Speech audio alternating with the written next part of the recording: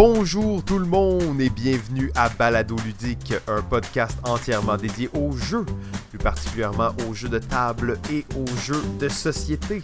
Aujourd'hui, saison 4, épisode 8, les jeux abstraits. Je suis Simon et comme à l'habitude, je suis en compagnie de JF. Hello, ça va Simon? Oh oui, ça va bien toi?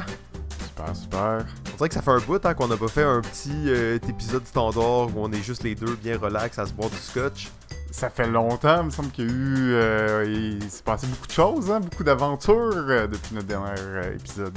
Ben ouais, beaucoup d'aventures, absolument. Dans le fond, ben là, c'était les Poké Games. En fait, quel genre de délire est-ce que c'était ça, JF? Je sais pas trop quel genre de délire. Pourtant, c'était ton idée à l'origine, hein? Mais... c'est devenu quelque chose d'assez particulier. L'idée est... Moi, elle m'a charmé dès le début. Après qu'on a réussi à écrire des choses, à faire une histoire avec ça, c'était quand même assez demandant en termes de temps, mais vraiment le fun à réaliser et à faire. Oui, absolument. Est-ce qu'on va refaire ça? Est-ce qu'on va refaire ça? Ben, je sais pas. Ça va dépendre si les gens ont apprécié, s'ils veulent en entendre d'autres. Moi, on a déjà un peu des idées pour la suite, donc c'est sûr que ça serait quelque chose... Avec une histoire peut-être un peu mieux construite aussi. Hein. Tu sais, là, on était dans l'exploration pure, mais là, après, on a dit, ah non, ça prendrait vraiment des arcs narratifs qui sont un peu plus clairs, dont il se passe un peu plus de choses un peu plus de logique dans l'histoire, si on veut. Oui, si on veut, mais aussi, peut-être un plus grand segment qui parle spécifiquement du jeu. C'est ça, c'était un peu ça l'idée, c'est de mixer une histoire, un storytelling si on veut, mais avec aussi de l'information sur le jeu, ce qu'on a peut-être fait un petit peu moins que je pensais. Donc peut-être prendre aussi des plus gros moments pour vraiment, prendre le temps de parler de jeu comme on fait à tous les épisodes, mais bien un peu camouflé dans l'émission, puis quand même que ce soit fluide avec le tout, mais ce serait peut-être le petit truc aussi que je changerais là. Cool, ben j'ai bien hâte de voir si on va le faire. Donc les gens, si vous avez apprécié ça, ou s'il y a des choses que vous avez moins appréciées, écrivez-nous. Ça va nous faire plaisir de vous lire là-dessus, puis de savoir un peu quelle direction prendre. Comme on a dit, on fait beaucoup d'expérimentation, on essaye quand même on essaie des choses, et des fois ça marche, des fois ça marche pas. Donc on est toujours content d'avoir vos commentaires. Là, il y a déjà quand même plusieurs personnes qui nous ont dit qu'ils ont vraiment apprécié ça. Mais il y a beaucoup de gens qui ne se sont pas vraiment prononcés. Donc c'est difficile de savoir. Sinon, ben en fait, vous l'avez entendu si vous avez écouté l'épisode des Poké Games et on en avait parlé un petit peu, mais là c'est le party Beach Party. Oh yeah! Et ça s'en vient très bientôt en fait. Si vous écoutez cet épisode-là un petit peu en retard, malheureusement cette annonce-là il va être trop tard. C'est le 1er juin 2019. Hein, ça se peut que vous écoutiez ça, puis on est en 2022. C'est toujours possible. Donc, le 1er juin 2019 à Société Jeux sur la rue Saint-Laurent. J'ai pas l'adresse exacte. Vous comprenez qu'on n'est pas les spécialistes des événements, mais vous allez trouver tous les détails sur Facebook. On va faire 2 épisodes live devant public avec plein de collaborateurs et d'invités. Donc, la liste est aussi sur notre événement Facebook. Je pense que ça va être cool. J'ai bien hâte de faire ça. Là, on fait toujours un petit truc à la fin des saisons et on attend bien entendu notre audience record comme à chaque fois. Ben oui, qu'on a repoussé quand même à chaque fois. Donc là, contrairement à la saison 3, on l'a un peu mieux structuré, hein, je pense aussi. Ouais, ça durera pas comme 8 heures, là, puis c'est pas non plus un endroit où on veut que les gens soient là puis nécessairement qui écoutent l'épisode. Si vous voulez, ça va nous faire plaisir, mais c'est surtout une occasion de jouer à des jeux. Et nous, on va être là, on va jouer à des jeux aussi, donc ça va être cool, je pense. Oui, absolument. Et on parle du dernier épisode, mais on parle surtout des 2 derniers épisodes parce qu'on va le séparer en 2. Bien sûr, donc les 2 derniers épisodes, épisode 9 et épisode 10 de la saison 4. Et on va reprendre cette formule là, où on a des invités, des gens qui viennent parler de certains sujets qui ont, pour la plupart, qui vont avoir choisi, préparé minimalement. Et c'était super intéressant, je pense, à la saison 3. De faire ce concept-là, d'avoir des points de vue différents, d'avoir des opinions et même des sujets peut-être un peu différents qui sortent de notre routine, si on veut. Donc, j'ai bien hâte de voir ce que les gens ont à nous dire. Absolument. Donc, le 1er juin, 14h, Société Jeux. Tous les détails sont sur notre événement Facebook. Sinon, JF, en fait, hein, tu disais, c'est moi qui ai eu l'idée des Pokégames, blablabla. En réalité, c'est toi qui as eu l'idée des Pokégames. Et t'es aussi la raison pourquoi on a décidé réellement de le faire, parce que tu partais en voyage pendant 3 semaines. Ouais, Et là, ouais, tu ouais. reviens de là, donc raconte-nous un peu, c'était-tu un Exact. voyage de gamer intense? Pas tant, mais j'ai quand même profité pour visiter quelques bars ludiques en France et fait quelques événements. Puis j'en parlais de un, n'hésite pas à embarquer sur un autre petit jeu plus tard, mais pour commencer, euh, donc moi bon, comme vous le savez probablement, je travaille au Randolph. J'ai travaillé quand même quelques années dans les bars. J'ai eu des collègues français, deux collègues principalement, un du nom de Gandalf et l'autre du nom de Charles, qui ont été gérants au Quartier Latin pendant quelques mois.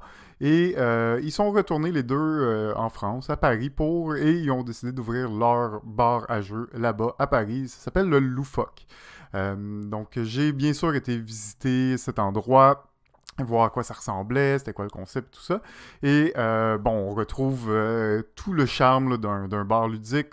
On est à Paris, donc on s'attend pas à des grosses salles non plus. On est dans un local assez étroit, mais sur 2 étages, donc il offre quand même beaucoup d'espace et beaucoup de tables. Et super ambiance, superbe comme place, une grande sélection. Mais j'en ai profité pour leur poser quelques questions. À savoir, est-ce que les joueurs français avaient les mêmes habitudes qu'au Québec? Est-ce que eux qui ont été gérants, mais qui ont aussi été animateurs au Randolph, est-ce qu'ils pouvaient voir un peu une différence entre les deux publics? Et bien sûr, il y a une différence. Malgré qu'il y a quand même une popularité pour les jeux de party, il me disait que les gens cherchaient un peu plus des jeux de stratégie. Donc déjà plus à l'aise avec des jeux complexes où il y a de la stratégie, où il faut se poser un petit peu plus. Donc Ah, un les plus Français, grand. hein, sont tellement intellectuels. Tellement intello. Alors, parce qu'une des Bravo. questions que je leur ai posées, c'est il est où votre mur de télestration? Pourquoi je vois pas 15 copies empilées toutes dégueulasses? Euh, et ils m'ont répondu aussi que que ça explique entre autres, là, donc un petit peu moins sur les jeux de party, un peu plus dans les jeux de stratégie, même si ça peut être des jeux simples, légers, mais ils vont quand même me demander un petit peu plus souvent ça. Et un autre jeu qui n'est pas encore arrivé au Québec, car il est en cours de traduction et c'est un jeu qui remplace un peu tous leurs jeux de party de fin de soirée. C'est un jeu qui s'appelle TTMC. Donc TTMC, tu te mets combien? Donc, juste pour en parler vite, ce jeu, c'est un jeu de questions dans lequel on va te poser une question sur un sujet. En fait, on va te donner le sujet. Donc, tu te mets combien en, je sais pas, en Brad Pitt. Okay? Puis là, il faut que tu dises entre 1 et 10. 1 étant, je suis pourri, je connais rien. Donc, c'est une question très facile. Et 10 étant une question vraiment expert, là, plus qu'expert même. Donc, on va te dire, en Brad Pitt, je sais pas, moi, je me mets 3 peut-être. Et on va te poser la question numéro 3 qui correspondrait à la troisième plus difficile, disons, sur les 10. Et bon, si tu réussis à répondre à la question, tu vas avancer de 3 cases sur le plateau. Et si tu ne réussis pas, tu vas tout simplement pas avancer. Donc, tu as intérêt à vouloir répondre à des questions plus difficiles, mais plus ils sont difficiles, moins il y a de chances que tu répondes. Donc, c'est un petit concept d'un jeu de questions assez intéressant que j'ai pu tester sur la version en français, qui est en cours de traduction là, au Randolph, entre autres. En particulier, mais qui est un jeu qui, pour eux, a remplacé vraiment les jeux de fin de soirée qui déchirent tout en ce moment. Donc, bien hâte de voir ce jeu-là sorti. Mais superbe place, moi, je vous recommande fortement. C'est aussi, c'était quelque chose que j'avais beaucoup entendu, que les bars ludiques, et il y en a quand même beaucoup à Paris, de plus en plus, mais n'ont pas nécessairement cette même tendance comme au Québec, disons, d'avoir un bar à jeu avec des animateurs dédiés à cette profession, si on veut. Donc, ça va être plus des gens, le serveur, les proprios ou des bénévoles qui vont être là, mais peut-être un petit peu moins structuré la plupart des bars ludiques au niveau vraiment d'un service d'animation et d'explication de règles. Alors, bien sûr, une fois qu'on va retrouver cette technique-là, ce travail-là, cette expertise, bien sûr, ces gens-là qui ont connu Randolph, la formule Randolph, voulaient reproduire un peu le même concept. Donc, je leur souhaite bonne chance. Ça fait maintenant, je pense, bientôt 1 an qu'ils ont ouvert et ça a l'air de rouler très bien leur bar. Alors, je souhaite bonne chance dans la poursuite de leur projet. Et bien entendu, on parlait du loufoque à Paris que JF a eu la chance de visiter pendant son voyage. Donc, tous ceux qui sont... JF le recommande fortement, en fait. Je vais peut-être y aller la semaine prochaine. On va voir le loufoque à Paris. Cool. En fait, moi, j'étais intéressé à en entendre parler plus. JF, je sais que tu as visité d'autres places, tu as fait d'autres activités. Je suis quand même curieux là, d'en savoir plus là-dessus. OK. Dans le fond, j'en ai fait juste 2. Hein, des bars à jeux, ça reste mon premier voyage en Europe. Beaucoup de lieux touristiques de base à visiter. Mais le deuxième, c'est un bar qui se situe à Rennes. Donc, on parle plus dans le nord de la France, en Bretagne. Et c'est un bar qui s'appelle L'Heure du Jeu. Ce bar, en fait, est ouvert depuis 5 ans et demi. Donc, on parle à peu près le même moment que le Randolph. Même, je pense qu'ils sont ouverts un peu avant. Donc, encore une super place. On pouvait, le propriétaire était là, il nous a expliqué des jeux. On est dans ces bâtiments, encore une fois, de style très étroit.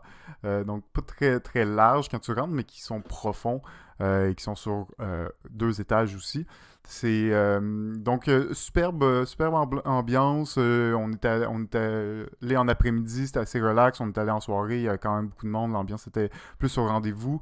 Et on pouvait sentir aussi que là, il y avait peut-être un petit peu moins de party game que ce qu'on peut s'attendre, mais il y avait aussi beaucoup moins de gros jeux de stratégie de longue haleine, c'est-à-dire que des jeux de plus de 2 heures, il y en avait très peu où il y avait, disons, les classiques, mais il se concentrait vraiment plus sur des jeux, oui, de stratégie, mais on parle de plus de 30 minutes à 1 heure et demie maximum.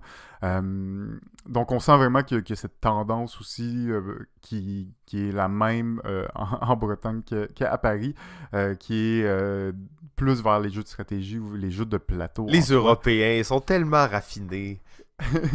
Mais même si on a l'impression qu'en France, le jeu, c'est gros, il y a le festival de Cannes du jeu, tout ça, tout le monde en parle, il y a des grosses compagnies, il y a des auteurs reconnus, tout ça, ça reste que le bassin de population est plus élevé en France. Et dans tout ce paysage urbain-là, tu vois pas nécessairement beaucoup plus de boutiques de jeux ou de bars à jeux. Ça se perd un peu et au bout du compte, t'as quand même une bonne partie de la population qui a jamais entendu parler de ça, qui connaissent à peine les jeux de société. Tu leur parles de jeux de société, puis ils te ramènent avec les Scrabble et les Monopoly de ce monde. Donc, il y a quand même ce choc que je pensais qui allait être plus différent là-bas, donc il allait avoir une connaissance ou une reconnaissance du jeu qui était plus présent, qui n'est pas nécessairement généralisé, mais qui est forcément plus connu ou plus populaire qu'au Québec, vu le bassin de la population. Ça, c'est intéressant, JF. J'aime ça quand tu parles d'affaires de même. Ça m'intéresse tout le temps. Je trouve ça vraiment cool de savoir ça. Après ça me fait délirer sur le Québec. Puis là, je suis vraiment heureux. C'est cool. Là, j'ai compris que tu as plein d'autres sujets par rapport à ton voyage, mais tu te gardes ça pour plus tard, pour un autre épisode. Ouais, exact. Oui, exactement. Dans le fond, l'heure du jeu a aussi un nouveau concept qui est juste à côté de leur bar. C'est le local juste à côté. Un concept, un genre de escape room, mais qui est pas le but. C'est pas de résoudre des énigmes, mais c'est de faire des points en équipe qui est basé sur la communication. Puis c'est un 15 minutes au lieu d'être 1 heure. Donc c'est des défis que tu peux rejouer. C'est ça. Je sais que je vous ai dit moins de choses que ce que vous saviez avant que j'en parle, mais on va y revenir à l'épisode 9 Je vais en profiter que ma compagne Margot sera présente à l'émission et on va en discuter parce qu'on a fait cet épisode, on a fait cette expérience ensemble. Mais j'ai aussi eu la chance en faisant ce jeu de rencontrer d'autres podcasteurs. Des podcasteurs de Rennes. Des balados-diffuseurs de Rennes. Ah oui, et là-bas, hein, le balado-diffusion, c'est pas utilisé comme terme. Ok, ils utilisent seulement podcast. Absolument, absolument. Okay. On a tendance au Québec à traduire beaucoup de termes. Faut préserver la langue! Absolument, mais ce que j'ai compris aussi, c'est que les Français, ils s'en foutent. Pas qu'ils s'en foutent, mais dans le sens qu'ils n'ont pas ce besoin de préserver la langue puisqu'ils sont dans un pays où il y a beaucoup de monde qui parle français. Ils sont pas en danger. Ils sont pas en danger, exact. Donc, nous, on arrive avec nos termes francisés. Que ils comprennent pas. Ils trouvent ça bien drôle, mais en même temps, à chaque fois que je parle que je disais une balado-diffusion, tout le monde aimait le terme. Ouh. Personne n'était comme « Oh, c'est naze » ou quoi que ce soit. Non, ils étaient tous « Ah, mais j'aime ça. Ah, mais j'aime ça. Ah, mais c'est beau. Ah, mais c'est bien. » on invite tous les auditeurs et auditrices français à utiliser le terme balado. Le terme balado, diffusion. Donc, et voilà, beau terme. Mais petit mot, donc, pour parler, c'est ça. Donc, c'est qui que t'as rencontré, là? C'est ça? Du podcast Ludologie, j'ai rencontré, entre autres, Fanny de ce podcast-là. Mais c'est un podcast qui parle du jeu en général. Donc, ça peut être du jeu vidéo comme du jeu de société. Et ils font des sujets très poussés sur le jeu, super intéressant. J'ai eu la chance d'écouter une émission qui parlait des droits d'auteur dans le jeu de société. Il interviewait l'auteur de Jungle Speed, donc et toute son expérience, qu'est-ce qu'il a vécu par rapport aux droits d'auteur et son expertise de pourquoi le droit d'auteur est pas vraiment... le brevet, disons, n'est pas vraiment présent, puis que le droit d'auteur est vraiment dur à conserver. Donc, je vous encourage fortement à écouter Ludologie, beaucoup de sujets très pointus, très intellectuels, mais super pertinents. Et à savoir aussi que pendant un grand... le Stunfest à Rennes, qui est un festival de jeux vidéo principalement, pendant toute la durée du festival, donc moi j'y suis allé une journée pour voir un peu. On parle d'un genre de méga, donc pour ceux qui sont allés les 2 premières années du méga à Montréal, on parle d'un genre de méga, mais un méga qui aurait 15 ans d'expérience. Donc assez gros, bien roulé, avec beaucoup d'intervenants, mais aussi des journées entières avec des conférences. Et toutes ces conférences-là ont été enregistrées par Ludologie et seront diffusées dans les prochains mois. Donc, pour tous ceux qui aiment la théorie du game design, c'est sûr que c'est un peu plus axé sur le jeu vidéo, puisque c'est un festival de jeux vidéo principalement, mais il y avait plusieurs concepts de game design assez intéressants. Donc, je vous encourage à découvrir ce podcast, des gens très sympathiques qu'on aura peut-être l'occasion de parler avec eux éventuellement. Donc, ça, c'est le Ludologie que j'ai rencontré des gens de Rennes. Ouais, là, je suis tanné de t'entendre. T'arrêtes pas de name drop du monde, puis des places cool. Puis t'es comme, j'ai vu tel jeu, j'étais allé là, je vais de telle affaire. J'ai rien fait d'autre, t'inquiète pas.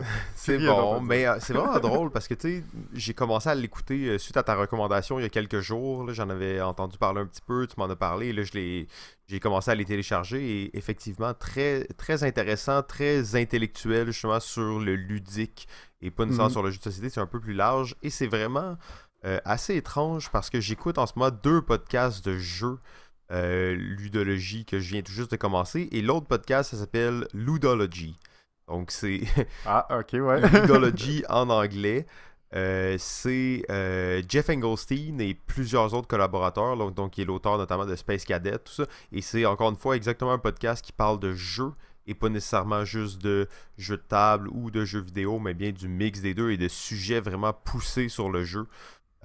Donc je trouve que c'est des podcasts vraiment intéressants, ils approfondissent les choses, puis c'est très cool. Donc bravo, on salue, j'espère qu'on aura la chance de rencontrer et de faire peut-être une petite collaboration croisée là, avec les gens de Ludologie. Ça pourrait être intéressant de mettre en contact les podcasts ou les balados-diffusions francophones sur le jeu. Absolument. Mais toi, j'imagine que tu as eu le temps pendant ces semaines de jouer à quelques jeux. Peux-tu nous en parler? Oui, en fait, je vais vous parler d'un jeu que j'ai joué. Puis là, ça commence à faire un petit bout, mais au moment où j'ai joué à ce jeu-là, pendant quelques jours, je peux dire que c'était comme peut-être un des meilleurs jeux que j'avais joué depuis des années. Là, Ah oui. là ça Ok. descend un peu parce que ça fait un bout. Là, on sait c'est quoi les jeux, puis tout ça, ça s'effrite avec le temps. Mais il s'agit du jeu Churchill.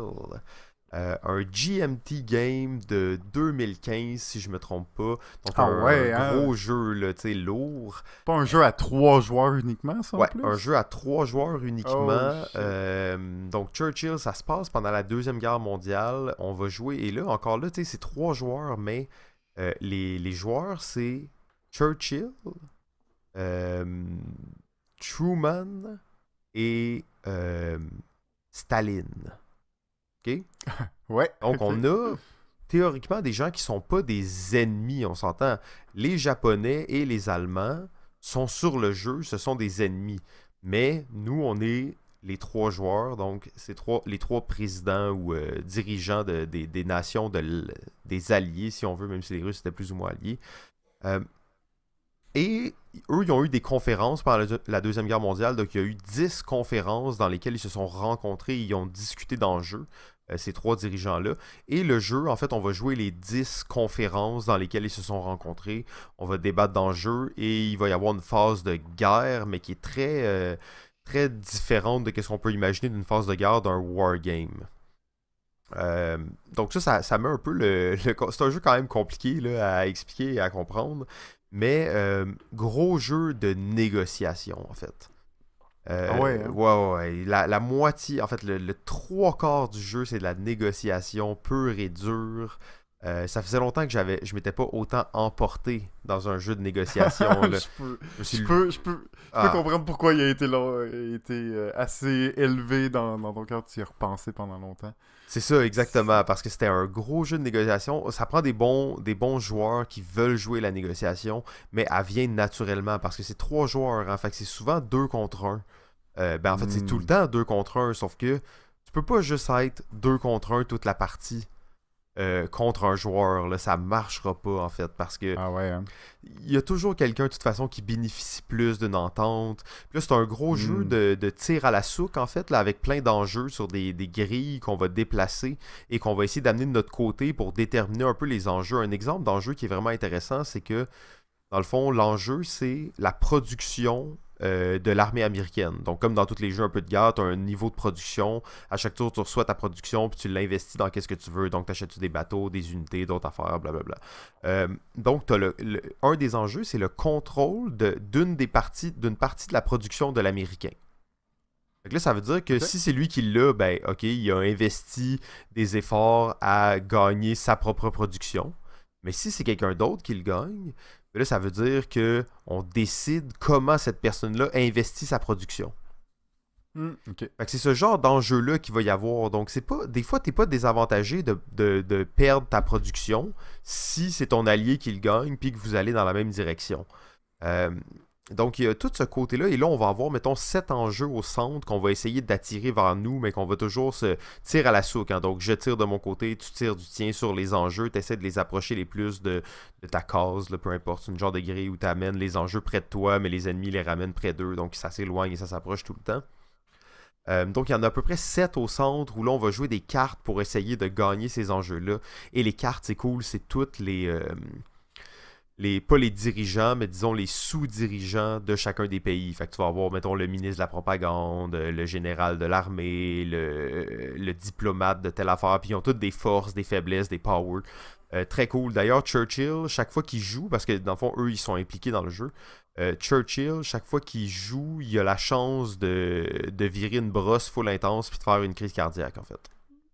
Quoi? Ouais, chaque fois qu'il joue, il Quoi? joue pas tout le temps. Staline, en fait, il devient paranoïaque, genre, puis tous ses adjoints, si on veut, ils sont moins bons, là. Donc c'est quand même assez intéressant à ce niveau-là. Et la phase de guerre, vraiment originale, dans le fond, c'est qu'on fait la négociation, tout ça, on se pogne notre production, on investit notre production. Et une fois que ça s'est fait, toute la phase militaire se résout automatiquement, en fait. Donc, il y a des Ok. fronts dans le jeu. C'est vraiment des fronts, là, tu sais, ils sont à peine connectés. Là. On peut imaginer, c'est presque juste des lignes. Là. Il y a des fronts. Il y a certaines unités qui sont sur ces fronts-là parce qu'on les a investis lors de la production. Et il y a certaines défenses qui sont là en fonction un genre de système de priorité là, des Japonais et des Allemands, donc à savoir comment eux ils investissent leur armée chaque tour. Mais une fois qu'on a fait ça, en fait, on résout tous les fronts. Fait que dans le fond, on passe front 1, on roule les dés, peu importe qui les roule, c'est pas grave, les unités avancent ou n'avancent pas, tu sais. Donc toute cette phase-là est automatisée du jeu, et là, dès que ça c'est fini, bang, on revient à la négociation. C'est 10 rencontres. Ça a duré 5 heures, en fait. Là là. Sauf que pour une première partie, c'est quand même exemplaire, parce que nous, on pensait qu'on allait pas la finir. Ok. Ouais, ben ça reste un GMT, j'imagine, un peu asymétrique. Assez asymétrique, oui, dans le positionnement des fronts puis dans les buts. Puis c'est un jeu qui est quand même assez tordu, ok, parce que souvent, mettons, les Anglais puis les Américains, ils font des points en même temps. Donc, à plein de moments, tu fais des points en même temps que d'autres joueurs, à certains points. Et à la fin de la partie, ok, mode standard, c'est le joueur qui a le plus de points remporte la partie. Par contre, et là, je suis pas sûr exactement de la règle, mais il y a 3 scénarios de fin différentes, en fait. Si le joueur qui a le plus de points a le double des points des 2 autres, ensemble, c'est le deuxième qui gagne. Oh, shit. Et là, tout ça, c'est expliqué. Dans le fond, c'est que s'il est rendu, si quelqu'un qui a le double des points de l'autre, ça veut dire que cette personne-là est rendue, si on veut, dictateur du monde. Et là, ça va créer une 3e guerre mondiale qui va faire que la 2e puissance va le renverser dans le futur. Donc ça, c'est l'explication pour... Oh, shit. Donc il y a aussi, si on n'arrive pas à battre les Japonais puis les Allemands, ben là, il y a le premier perd un certain nombre de points, le dernier en gagne, et là, il y a une espèce d'inversion qui se fait. Donc il y a comme quand même vraiment un gros niveau de stratégie à l'intérieur de ça. Beaucoup de choses à faire, peu d'action. Même si c'est 10 tours, c'est pas tant de choses qu'on va faire chaque tour. Donc vraiment intéressant. Churchill, je pense que ça vaut la peine, surtout un jeu de 3 joueurs de négociation. J'en connais pas beaucoup qui sont aussi bons que celui-là, parce que souvent à 3 joueurs, des fois ça tombe un peu sec là. Ouais, surtout de négo, hein. Mais quand c'est designé comme ça, pour l'expérience, en plus, ça a l'air d'être thématiquement assez intéressant. Aussi, puis on connaît la qualité quand même des GMT malgré tout, des très bons jeux en général, bien designés, avec des jeux asymétriques aussi qui sont pas faciles à faire, donc absolument, absolument. Puis on avait tout regardé les règles avant, et quand on est arrivé, on a fait un genre de récapitulatif, mais l'aide de jeu, c'est une page 8,5 par 11, très dense. Ouais. Sauf que c'est pour de vrai pas si compliqué. Une fois que tu as compris le truc, ça roule assez bien. Là. Il y a des tours qu'on a joués là, en 15 minutes, là, donc ça allait assez vite. Nice. Je pense que ça fait le tour de l'actualité. Hein. Ça faisait longtemps qu'on s'était pas vu. On avait plusieurs choses à raconter. Mais c'est quand même un gros épisode aujourd'hui. Surtout que là, j'ai préparé une chronique qui va être quand même assez massive. Vous pouvez faire des jeux extraordinaires, mais vous ne pouvez pas en faire un succès. Les joueurs en feront un succès. Il y a plus de 2,8 milliards de joueurs mobiles actifs chaque mois. Les jeux mobiles génèrent un revenu de 40 milliards de dollars par année. On peut bien prendre un petit 5 minutes pour parler de jeux mobiles. Ok, alors un moment mobile, ça faisait très longtemps qu'on n'avait pas eu ça. JF, comme ça va être un moment mobile un peu plus dense et différent d'habitude, je t'invite vraiment à participer à 100%. Là, super, j'ai mon sel à côté, je download tous les jeux que tu vas dire. Ok, c'est bon. Justement, habituellement je parlais d'un jeu dans les moments mobiles, mais là, je faisais un peu, j'avais pris quelques jeux en note avec le temps. Ouais, je vois ça dans le document 800 jeux mobiles. Ouais, c'est ça. Commencer maintenant. En fait, j'ai calculé que j'ai joué à peu près à 700 jeux de société, ce qui est vraiment pas tant. Quand on considère qu'il y a sûrement des gens qui ont joué à 2500, 3000 jeux. Donc 700 jeux de société, c'est vraiment pas beaucoup. Et là, je me rends compte que j'ai joué environ, et là, j'ai pas le compte exact, mais environ à 800 jeux mobiles différents. Et quand je regardais ça, en fait, ma petite liste de 8 jeux que j'avais prévu vous parler, que j'ai pris au cours des 6 derniers mois, est tellement insignifiante. En fait, c'est vraiment des jeux... tu dis tu vas toutes les télécharger. Je te dirais, télécharge-les pas toutes, en fait. Mais là, dans le fond, je suis en train de vous dire, oui, je vais vous parler de jeux que vous devriez pas télécharger. Ok, c'est bon. Je vais essayer de bien faire ça dans ce cas-là. J'ai eu une phase où je recherchais beaucoup de jeux de simulation, en fait. Il y a un gros mouvement qui s'appelle les idle games, donc les jeux passifs, si on veut, les jeux pratiquement d'observation. Moi, j'appelle ça les jeux d'aquarium. Donc, on va regarder des choses se produire et peut-être influencer un peu sur l'environnement. J'en ai... tu vois un peu de quel genre de jeu... des jeux d'observation, si on veut.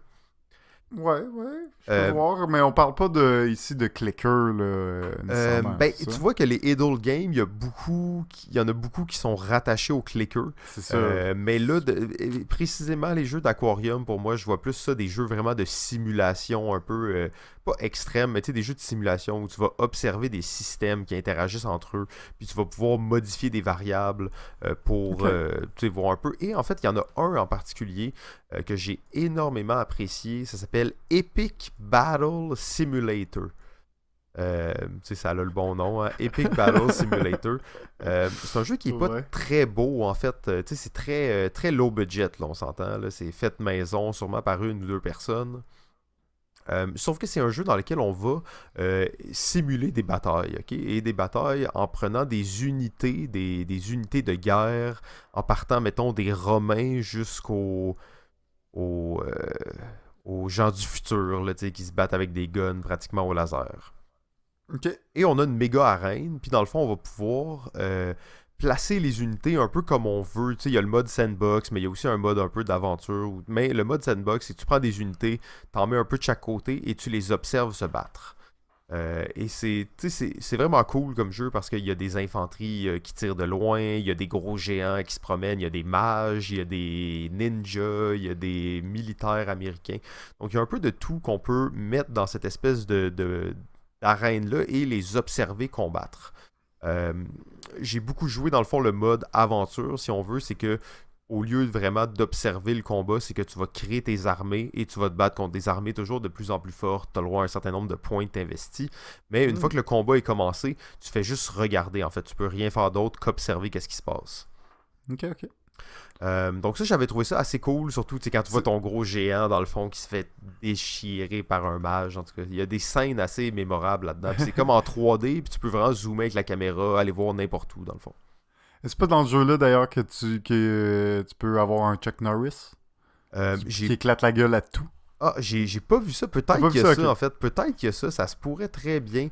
J'ai pas joué à toutes les DLC. Je sais qu'il y avait plein de modes que tu pouvais payer pour avoir des units plus cool puis plus spéciales. C'est très possible, en fait. Donc, Epic Battle Simulator. Très nice.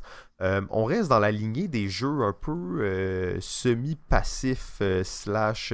et ça, c'est un jeu vraiment spécial. En fait, ça s'appelle Various Guy. Donc, Various Guy. Donc, des gars divers, en fait. Des gars quelconques. Et c'est un espèce de tower defense, si on veut, où, dans le fond, tu dois envoyer des unités de l'autre côté de la map, mais l'autre joueur doit aussi envoyer ses unités de l'autre côté de la carte. Donc il doit aller vers toi tu dois aller vers lui, les unités se rencontrent au centre, se battent, les unités les plus fortes avancent et continuent à aller plus loin. Et c'est un jeu phénoménal parce que tu as 3 boutons dans le jeu, tu as 3 types d'unités que tu peux envoyer, et tu as 3 boutons, chaque bouton que tu pèses envoie une unité de son type. Fait que, mettons, t'as des, encore une fois, des gars avec des guns, des gens qui se battent, des géants, des choses comme ça, des magiciens. Et quand tu pèses sur le bouton, ça l'envoie les personnages de la sorte que tu as pesé dessus. Donc, comme je dis, tu as 3 boutons, mais tu as un choix de peut-être 20 gars différents. Fait que quand tu les places, tu décides au début de la partie, ok, je vais jouer avec tel type de personnage, tel type de personnage, tel type de personnage, tu en choisis toujours seulement 3. Donc c'est comme si tu avais un deck de 3 personnages. Puis là, en fonction des tableaux, c'est une espèce de puzzle game aussi, bien entendu. En fonction des tableaux, ben là, tu veux peut-être jouer certains personnages, mais t'en as qui sont plus forts que d'autres. Et c'est un jeu où c'est des petits bonhommes en 3D qui courent, mais t'en envoies des fois 50 de la shot. Fait que c'est des petits bonhommes en 3D qui courent, qui se battent. Et c'est encore une fois très très low budget, là, c'est ultra indie. Et la musique La musique est phénoménale dans cet épisode-là. En fait, malheureusement, Jeff, je peux pas te la faire entendre, mais je vais essayer de la mettre, là, d'aller chercher un petit morceau de la tune éventuellement au montage de l'épisode puis le mettre. J'espère que je vais l'avoir fait parce que ça vaut vraiment la peine. Une espèce de petite musique mexicaine vraiment crampante. Donc, très cool. Various Guy. Ok, GF, peut-être un jeu qui va t'intéresser un peu plus maintenant. Là, on sort vraiment des jeux un peu cheap, indie et tout ça. J'en saute plein là, parce qu'il y en a beaucoup trop. Là. J'ai ouvert à peu près 40 tables sur mon ordi. Donc, j'en saute quelques-unes, mais j'y vais avec un qui s'appelle, et peut-être tu as déjà joué en fait, GF, c'est Motorsport Manager Mobile 3. Ah, ben là, j'ai joué beaucoup, mais pas sur mobile. Pas sur mobile, parce que j'ai vu qu'il l'avait sur Steam aussi, ce jeu-là. Oui, il est sorti bien avant sur Ouais. Steam. Ça fait un bout que j'ai joué, ouais, en effet. Et ça, c'est vraiment... J'ai pas essayé la version mobile. Je sais pas si elle vaut la peine, justement. J'ai trouvé qu'elle était très bien. J'ai pas joué à l'autre, là, mais tu sais, il n'y avait pas de bug. Ou tu sais, l'interface semblait bien. C'était le fun. Tu peux jouer dans le métro, sur ton cell, tout ça. Donc, bien entendu, GF, c'est un genre de jeu parfait pour nous. Je me doutais bien que tu avais déjà joué. Ah, ben, Jeu de gestion de Formule 1. Gestion de course automobile, en fait. Et tu as beaucoup d'options. Tu as tes pilotes, tout ça. Encore une fois, par contre, toujours dans les jeux de gestion comme ça, on dirait qu'il manque tout le temps un petit quelque chose. Il y a tout le temps un petit quelque chose de trop. Donc, une affaire un peu dont tu te fous, puis qui est là quand même, puis il y a toujours un petit quelque chose qui manque. Mais, tu sais, c'est la base des jeux de simulation de course. Donc, on va régler nos types de pneus, nos types nos arrêts au puits, nos pilotes, leur style de conduite, est-ce qu'ils sont agressifs ou non. Donc très, très cool en fait là, je suis en train de regarder des photos puis là j'ai le goût de le réinstaller là. Ça fait longtemps que j'ai pas joué là, mais Mais c'est intéressant de jouer sur plusieurs saisons parce que c'est là que tu vas signer des nouveaux pilotes, essayer de recruter des jeunes recrues, t'as tout ton dépistage, tes recruteurs qui sont là pour évaluer les potentiels. T'as une évolution au niveau des commanditaires aussi. Plus t'es performant, plus tu vas pouvoir aller chercher des gros commanditaires qui te rapportent plus d'argent. Mais t'as toujours les commanditaires, plus ils sont gros, plus ils te demandent des choses, c'est-à-dire finir premier à la course, tu sais, ou finir dans le top 3.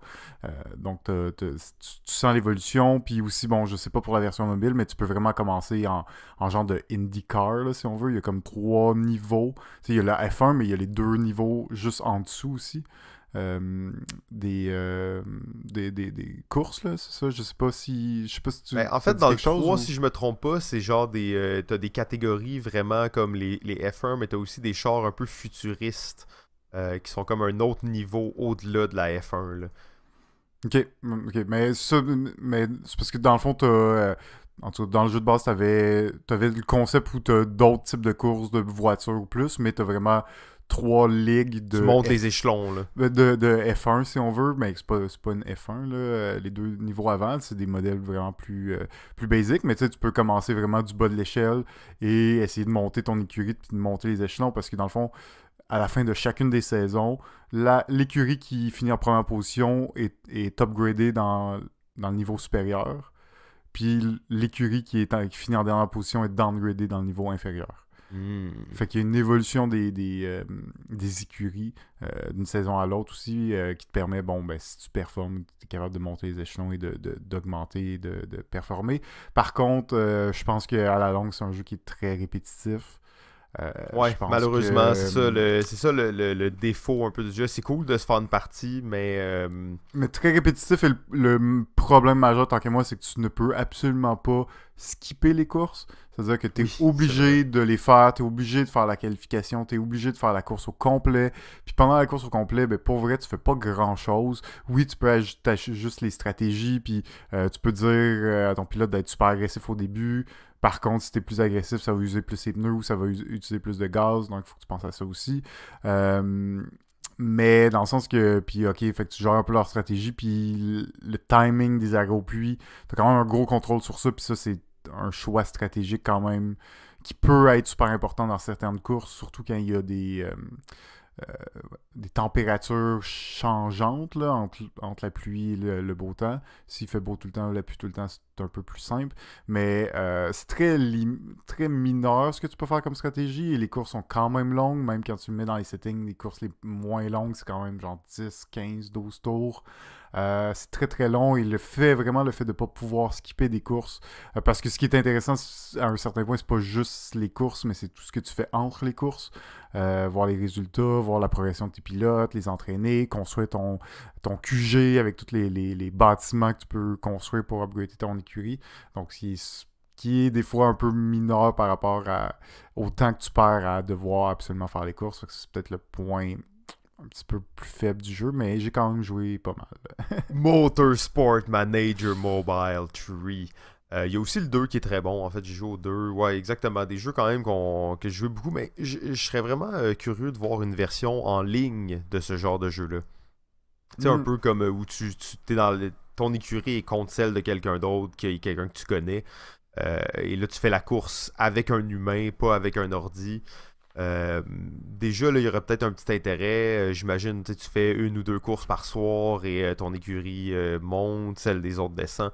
J'ai l'impression qu'il y aurait comme peut-être un petit peu plus d'intérêt à ce niveau-là. Ouais, peut-être, mais bon, ça reste que tu fais tellement peu de choses dans une course que après ça, tu sais, si un joueur a une écurie vraiment plus performante, ben il va être dans le top 5 alors que la tienne va être dans le top 15, puis c'est comme il n'y aura pas vraiment de course, tu sais. On s'entend que dans la F1, c'est pas un sport très égalitaire, puis c'est beaucoup de l'argent qui détermine si ton écurie marche bien ou pas. Et tu le ressens vraiment dans le jeu-là, puis ça fait un peu une problématique de gameplay, là, tant qu'à moi, pour du multiplayer. Là. Bon, c'est ça. Le GF, il veut pas qu'on le fasse. Non, mais fais ça, mais enlève toute la course. Fais juste regarder les simulations, comme à la bonne époque du Out of the Park baseball game et tout. Ouais, là. faut qu'on en parle un jour de ça, hein, mais C'est on fort n'a qu'on jamais en parle, parlé. en fait. OTP, on n'a jamais parlé un gros jeu de simulation de baseball. Mais bon, parfait, donc j'enchaîne rapidement. On reste un peu dans la thématique des jeux de sport et c'est le jeu Golf Clash. Ok, je connais pas. Golf Clash. Malheureusement, là, je commence avec une note un peu négative. Là, c'est que ce jeu-là, je l'ai désinstallé, réinstallé, désinstallé, réinstallé. C'est un jeu qui me fait royalement chier par son modèle là, ultra, tu sais, comme si tu perds, t'as plus d'argent, fait que tu peux plus jouer, fait qu'il faut que tu payes du vrai argent pour jouer, fait que chaque partie te coûte quelque chose parce que euh, tu mets genre tes choses en jeu, mais c'est un très bon jeu de golf que tu joues en ligne avec d'autres joueurs. Ok. Donc contre d'autres joueurs, tu joues des trous. Tu joues, si je me trompe pas, tu joues seulement un trou en fait. Très bon jeu de golf mobile en fait. J'ai beaucoup aimé, mais encore là, c'est ça, une espèce de modèle un peu, tu sais, je dirais un peu ancien à un certain point là. Euh, Ouais, même si c'est encore très, très, Ben, très, c'est très très actuel, présent, sauf que tu te rends malheureusement, compte que tu sais. les nouveaux jeux, ils font plus nécessairement de même, ou en tout cas, c'est pas exactement la même chose. Là. Hmm. Ouais. Donc, j'ai trouvé ça très cool comme jeu quand même. Là. Golf Clash, je pense que ça vaut vraiment la peine. J'ai perdu quand même beaucoup de temps sur ce jeu-là. J'ai joué beaucoup, malgré ça, c'est que je le désinstallais, je le réinstallais, mais très cool. Donc, bon jeu de golf. Il y en a d'ailleurs beaucoup de bons jeux de golf sur Android. Là, il y en a beaucoup. Bon, là, c'est ça. Là, j'avais prévu parler de ça vraiment longtemps. Finalement, je suis comme, là, ça fait déjà 10 minutes. Mais on va y aller rapidement sur un jeu. Night of the Full Moon. Le Slay the Spire-like. Ouais, c'est ça exactement. Il y a plusieurs gens qui pourraient être hérissés même au simple fait que je le mentionne parce qu'il semblerait que c'est vraiment le typique là, jeu chinois rip-off de Slay the Spire. Par contre, moi j'ai découvert ce jeu-là bien après tout ça et je dois dire que c'est quand même deux jeux qui sont très différents malgré tout. Donc c'est quoi? C'est un jeu de cartes un jeu de cartes qu'on va se battre contre des créatures puis monter des niveaux. Donc un jeu de cartes d'aventure où on fait les combats contre un ennemi. rejouabilité immense. En fait, tu as plusieurs personnages, ils ont chacun leur deck différent, plein de combos différents à explorer. Chaque personnage a 2-3 méta possibles à explorer. Et en fonction de la partie, comment ça va, tu n'as pas toujours les mêmes cartes, tu as des coffres qui te donnent des cartes. C'est un roguelike, là, donc on recommence tout le temps les parties. Euh, Bonne rejouabilité, beaucoup de niveaux de difficulté. C'est ça, tous les personnages sont assez intéressants, ont plein de synergies différentes. C'est vrai que ça rappelle beaucoup Slay the Spire, mais je dois dire que c'est quand même différent. C'est quand même vraiment différent, juste dans le simple concept des cartes. On sait que Slay the Spire, une des particularités du jeu, c'est que tu vois un peu ce que ton ennemi va faire. En fait, tu vois pas mal ce que ton ennemi va faire au prochain tour. Alors que là-dedans, il n'y a pas. C'est ça, il n'y a pas cet aspect-là vraiment. Donc, mais très très bon jeu. Night of the Full Moon, fortement recommandé. Et là, je termine en fait avec pourquoi j'ai voulu faire une chronique Moment Mobile. Il faut que je vous parle, peut-être que vous le savez déjà, mais si vous le savez pas, il faut que je vous parle d'un phénomène unique au monde en ce moment qui se produit. L'apparition, si on veut, d'un nouveau genre, un jeu... Là. Ouais, non, c'est ça, je voulais me garder un peu de temps pour parler de ça. C'est sûr que vous allez en parler. Ouais, ben là, en plus, maintenant, en tout cas, je comprends que t'avais pas fait toute ta chronique juste sur ça. ouais, non, mais là, on commence la vraie chronique, on va parler... Donc c'est ça, il y a quelque chose qui se produit en ce moment, un moment unique, et c'est l'apparition d'un jeu qui s'appelle, et là je vais nommer le jeu original, je vais vous expliquer un peu l'histoire. Le jeu s'appelle Dota 2 Auto Chess. Donc c'est quoi Dota 2? Vous connaissez, c'est un MOBA, donc un peu comme League of Legends, Heroes of the Storm, c'est un des très gros. Et eux, ils ont un outil de modding, donc pour que les gens fassent des mods. Très populaire quand même, beaucoup de gens l'utilisent. Important de se rappeler que Dota est un mod de Warcraft 3 à la base. Donc c'est quand même intéressant là, de voir qu'on part de Warcraft 3 qui donne Dota 1, ensuite il y a un jeu standalone qui est fait qui s'appelle Dota 2, et sur ce jeu-là, avec l'outil de mod, on a le nouveau jeu qui apparaît qui s'appelle Auto Chess. Et moi je considère que même si tout était là pour que ça existe, c'est l'apparition pratiquement d'un nouveau genre de jeu. Donc ils vont s'appeler comment, je sais pas, est-ce que ça va s'appeler des Auto Chess peut-être, que ça va être ça le nom en fait, c'est vraiment à voir pour le futur. C'est quoi un Auto Chess en plus? C'est un espèce de jeu de plateau. Et c'est ça qui est intéressant, en fait. Ça n'a pas vraiment rapport avec les échecs, à part que ça se passe sur un échiquier. Le concept de base, là, en ce moment, je vais vous parler d'Auto Chess en particulier, parce qu'il n'y a pas vraiment d'autres jeux qui ont... Moi, je vous dis que c'est l'apparition d'un nouveau genre, mais en fait, c'est pas mal le seul jeu dans ce genre-là qui existe pour l'instant. Mais bon, c'est pas tant important. Là. Il va y avoir plein de clones, ça va arriver, inquiétez-vous pas. Juste une mini statistique. En ce moment, sur Auto Chess, sur Dota 2, il y a 8 millions de personnes qui sont subscribed, si on veut, qui ont downloadé ce mode-là. Juste pour vous dire, les mods, le deuxième mode le plus populaire, il y a à peu près, je sais pas, 100 000 personnes qui l'ont downloadé. Auto Chess, il y a facilement tout le temps 100 000 personnes qui jouent live, mais on atteint des pics à 200 000 et même plus des fois. Les autres modes, on parle de... Tu sais, s'il y a... le deuxième, il y a 17 000 personnes, mais le troisième, il y en a 5 000. Donc là, c'est vraiment un autre scale. Moi, j'avais jamais joué à Dota de ma vie. J'avais jamais joué à ça. J'ai downloadé le Dota 27 gigs juste pour jouer à Auto Chess. Bon, là, vous dites, comment ça, des gigs sur son ordi, sur Steam, blablabla. Dans le fond, Auto Chess, c'est d'abord apparu sur desktop, mais la version mobile vient tout juste de sortir, en fait. Auto Chess, même qui est en réalité unreleased, là, il est en espèce de bêta en ce moment. Il est accessible sur le Play Store, sur le Google Play.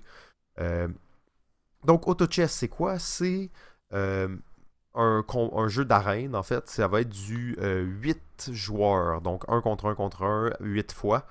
Et on a chacun notre espèce de plateau devant nous, sur lequel on va mettre des personnages. Et à chaque ronde, en fait, nos personnages vont se battre au hasard contre les personnages d'un autre joueur qui est dans la partie. Donc là, moi, je joue, j'ai mes personnages. Jeff, tu joues dans la même partie que moi. Tu as tes personnages qui sont placés. On a 30 secondes pour placer nos unités. quand le 30 secondes est fini, au hasard, on se bat contre quelqu'un, nous deux, on se bat contre. Si je gagne, je te fais perdre du dommage. Si tu gagnes, tu me fais perdre du dommage. Et là, je vous simplifie quand même la formule, mais dans le fond, c'est une espèce de jeu où tu veux battre les autres joueurs qui sont dans la même partie que toi. La particularité de ça, c'est que comment est-ce qu'on acquiert ces personnages-là? C'est vraiment un jeu de cartes. Donc, à chaque tour, on va avoir le choix d'acheter. On va voir devant nous 5 cartes. Donc, tout le monde reçoit 5 nouvelles cartes. Et on peut les acheter ou ne pas les acheter, mais il y a un système d'économie. Dans le fond, on fait de l'argent quand on gagne des combats et on accumule des cartes. Bien entendu, juste pour être sûr, c'est un roguelike. Là. Donc, chaque partie, on recommence. C'est pas du vrai argent, c'est de l'argent dans le jeu. Il n'y a aucun dollar qui peut être investi dans ce jeu-là. C'est pour ça que je trouve que c'est un modèle aussi vraiment intéressant. C'est pas du pay to win. Hein. C'est vraiment chaque partie. Tu rejoues toujours au début, tu recommences, tu as 0 d'argent, tu n'as pas de carte. Et là, tu bâtis au fil d'une partie qui dure à peu près 40 minutes. Donc, tu achètes les cartes, tu en as 5 par tour, tu en achètes si tu veux ou non, et tu as bien entendu une limite que tu peux mettre sur le plateau en fonction de combien on est avancé dans la partie, et tu vas placer tes unités sur le plateau, tu as accès à voir les plateaux des autres joueurs aussi n'importe quand. Ça veut dire que tu vois que l'autre est en train de se bâtir tel genre d'unité, mais toi tu peux te bâtir en fonction d'une force contre cette unité-là, ou contre son build, là, si on veut, c'est le terme qu'on va utiliser. Jeu très difficile à expliquer, là, malgré tout. Là, c'est parce que vous savez pourquoi c'est difficile à expliquer? Parce que ça n'existe pas. C'est un nouveau genre de jeu. Donc, c'est vraiment difficile à décrire parce que je peux pas dire « Ah, ben c'est comme ça, puis c'est comme ça, puis c'est comme ça. » Mais c'est un jeu vraiment complet et complexe. Il y a du hasard, c'est sûr, avec les cartes que tu reçois à chaque tour. Des fois, tu as de la chance parce qu'il y a un concept dans le jeu, si tu as 3 fois la même carte, ton unité, elle évolue, en fait. Donc, elle devient plus forte. Et bien entendu, tes unités, ils se battent tout seuls. Hein. Toi, tu fais rien, tu les regardes combattre. Tu mets tes unités sur le jeu et tu les regardes combattre. Tout est automatisé. Chaque unité a ça. Ses différents patterns, ses différents specials. Donc là, tu peux faire des synergies dans tout ça. Donc, Auto Chess, je pourrais vraiment en parler plus longtemps. J'ai joué, malheureusement, je suis rendu à 304 heures sur Steam. Et là, je compte pas les parties mobiles parce que dans le fond, il vient de sortir sur mobile. Et là, bien entendu, je joue aussi sur mobile. Donc oui, effectivement, je suis pris dans la spirale, mais très très bon jeu, ça vaut vraiment la peine d'explorer ça un petit peu. Là, si vous êtes fan, on va souvent parler de RNG dans le monde du jeu vidéo, et ça c'est un peu l'espèce de facteur de random, donc le facteur aléatoire, et on va parler de style de RNG, et il y a beaucoup de gens qui ont dit de Auto Chess, ça c'était le RNG qui avait vraiment une grosse communauté de joueurs attendait ce type de hasard dans un jeu. Donc on est vraiment dans le côté un peu casino, hein, parce qu'on reçoit des cartes chaque tour, on espère qu'on va avoir les bonnes, bien entendu il y a toujours moyen de s'arranger avec ce que tu as, mais c'était le type de RNG qu'une communauté de joueurs voulait avoir. Donc ils ont vraiment frappé juste, et le côté presque parodique de la chose, c'est que ce mode de Dota sort pratiquement au même moment que Artifact. Artifact, c'est quoi? C'est le jeu de Richard Garfield fait pour Valve dans l'univers de Dota. Et le jeu est un échec lamentable, justement. Le RNG, encore une fois, n'était pas ce que les gens voulaient. Donc les deux sortent en même temps, mais... des fois, hein, c'est des choses qui arrivent. Il faut être là au bon moment. Il y a un peu de chance là-dedans aussi. Y a-t-il une différence majeure entre le jeu mobile et le jeu d'ordinateur? Est-ce qu'il y a une différence dans le gameplay ou dans les unités? Bonne question. On est vraiment dans une copie en soi? Ou, pas dans une copie, mais... Ouais, ben en fait, faut savoir, c'est les mêmes développeurs qui font les deux. Donc pour l'instant, c'est encore comme les mêmes personnes qui le font. Par contre, sur mobile, on n'aura pas les mêmes noms de personnages. Ni nécessairement les mêmes classes. Mais toutes les valeurs vont être exactement les mêmes. Dans le sens que c'est pas les mêmes noms, mais c'est le même personnage. Est-ce que c'est dû au fait que justement ils prennent des personnages d'un autre jeu, donc de Dota, donc ils peuvent pas garder les mêmes noms, il y a une question de droit d'auteur, fait qu'ils doivent recréer leurs personnages, mais c'est les mêmes, mais ils ont d'autres noms. Fait que t'es en train de me dire que l'histoire se répète, c'est-à-dire qu'un mode d'un jeu va créer un autre mode, un autre type de jeu qui sera pas pris par la compagnie qui a créé le mode. Ben, pas qui a créé le mode, mais qui a donné la chance que ce mode-là soit créé. Ouais, ben là, en fait, Valve vont annoncer récemment qu'ils allaient faire une version standalone de Auto Chess. Ok. Est-ce qu'ils vont la faire en collaboration avec les modeurs ou ils vont la faire seuls? C'était pas clair encore. Ok. Mais c'est un projet qui a été annoncé. Et il y a déjà un ou deux bons clones de Auto Chess qui sont sortis, qui ont chacun leur particularité. Mais j'ai l'impression que dans le futur, on va voir vraiment une grande variété de possibilités. Il y a énormément de possibilités qui sont pas du tout exploitées en ce moment. Puis à chaque update, ils rajoutent des nouvelles choses. Puis t'es comme, ok, ça peut être aussi ça le jeu, puis ça peut être aussi ça. Donc on le voit vraiment évoluer. Une des grosses particularités pour la version mobile et la version ordi, c'est en fait les updates. Okay. Et ça, en fait, ça fait toute la différence parce que c'est pas les mêmes updates. Ça veut dire que, mettons, il y a des units qui ont été balancés sur la version PC, mais ils n'ont pas encore été balancés sur la version mobile. Ah. Et la version PC bouge très très très rapidement. À chaque semaine, il y a un update. Ils enlèvent des unités, ils en remettent des nouvelles, ils en rebalancent d'autres, ils changent des affaires. Sur mobile, ça n'a pratiquement pas changé encore. Est-ce qu'ils vont rattraper? Est-ce qu'ils vont essayer de matcher la version PC ou ils vont juste prendre une autre direction complètement? Très difficile à dire pour l'instant. Un des détails qui est vraiment fou là, à analyser, mais c'est la vitesse des animations. Ok. Et ça, c'est quelque chose qu'on sous-estime tout le temps. Ben, pas qu'on sous-estime, mais que quand on conçoit pas des jeux vidéo, c'est quelque chose qu'on pense pas souvent, mais la vitesse des animations a tellement d'impact sur les jeux.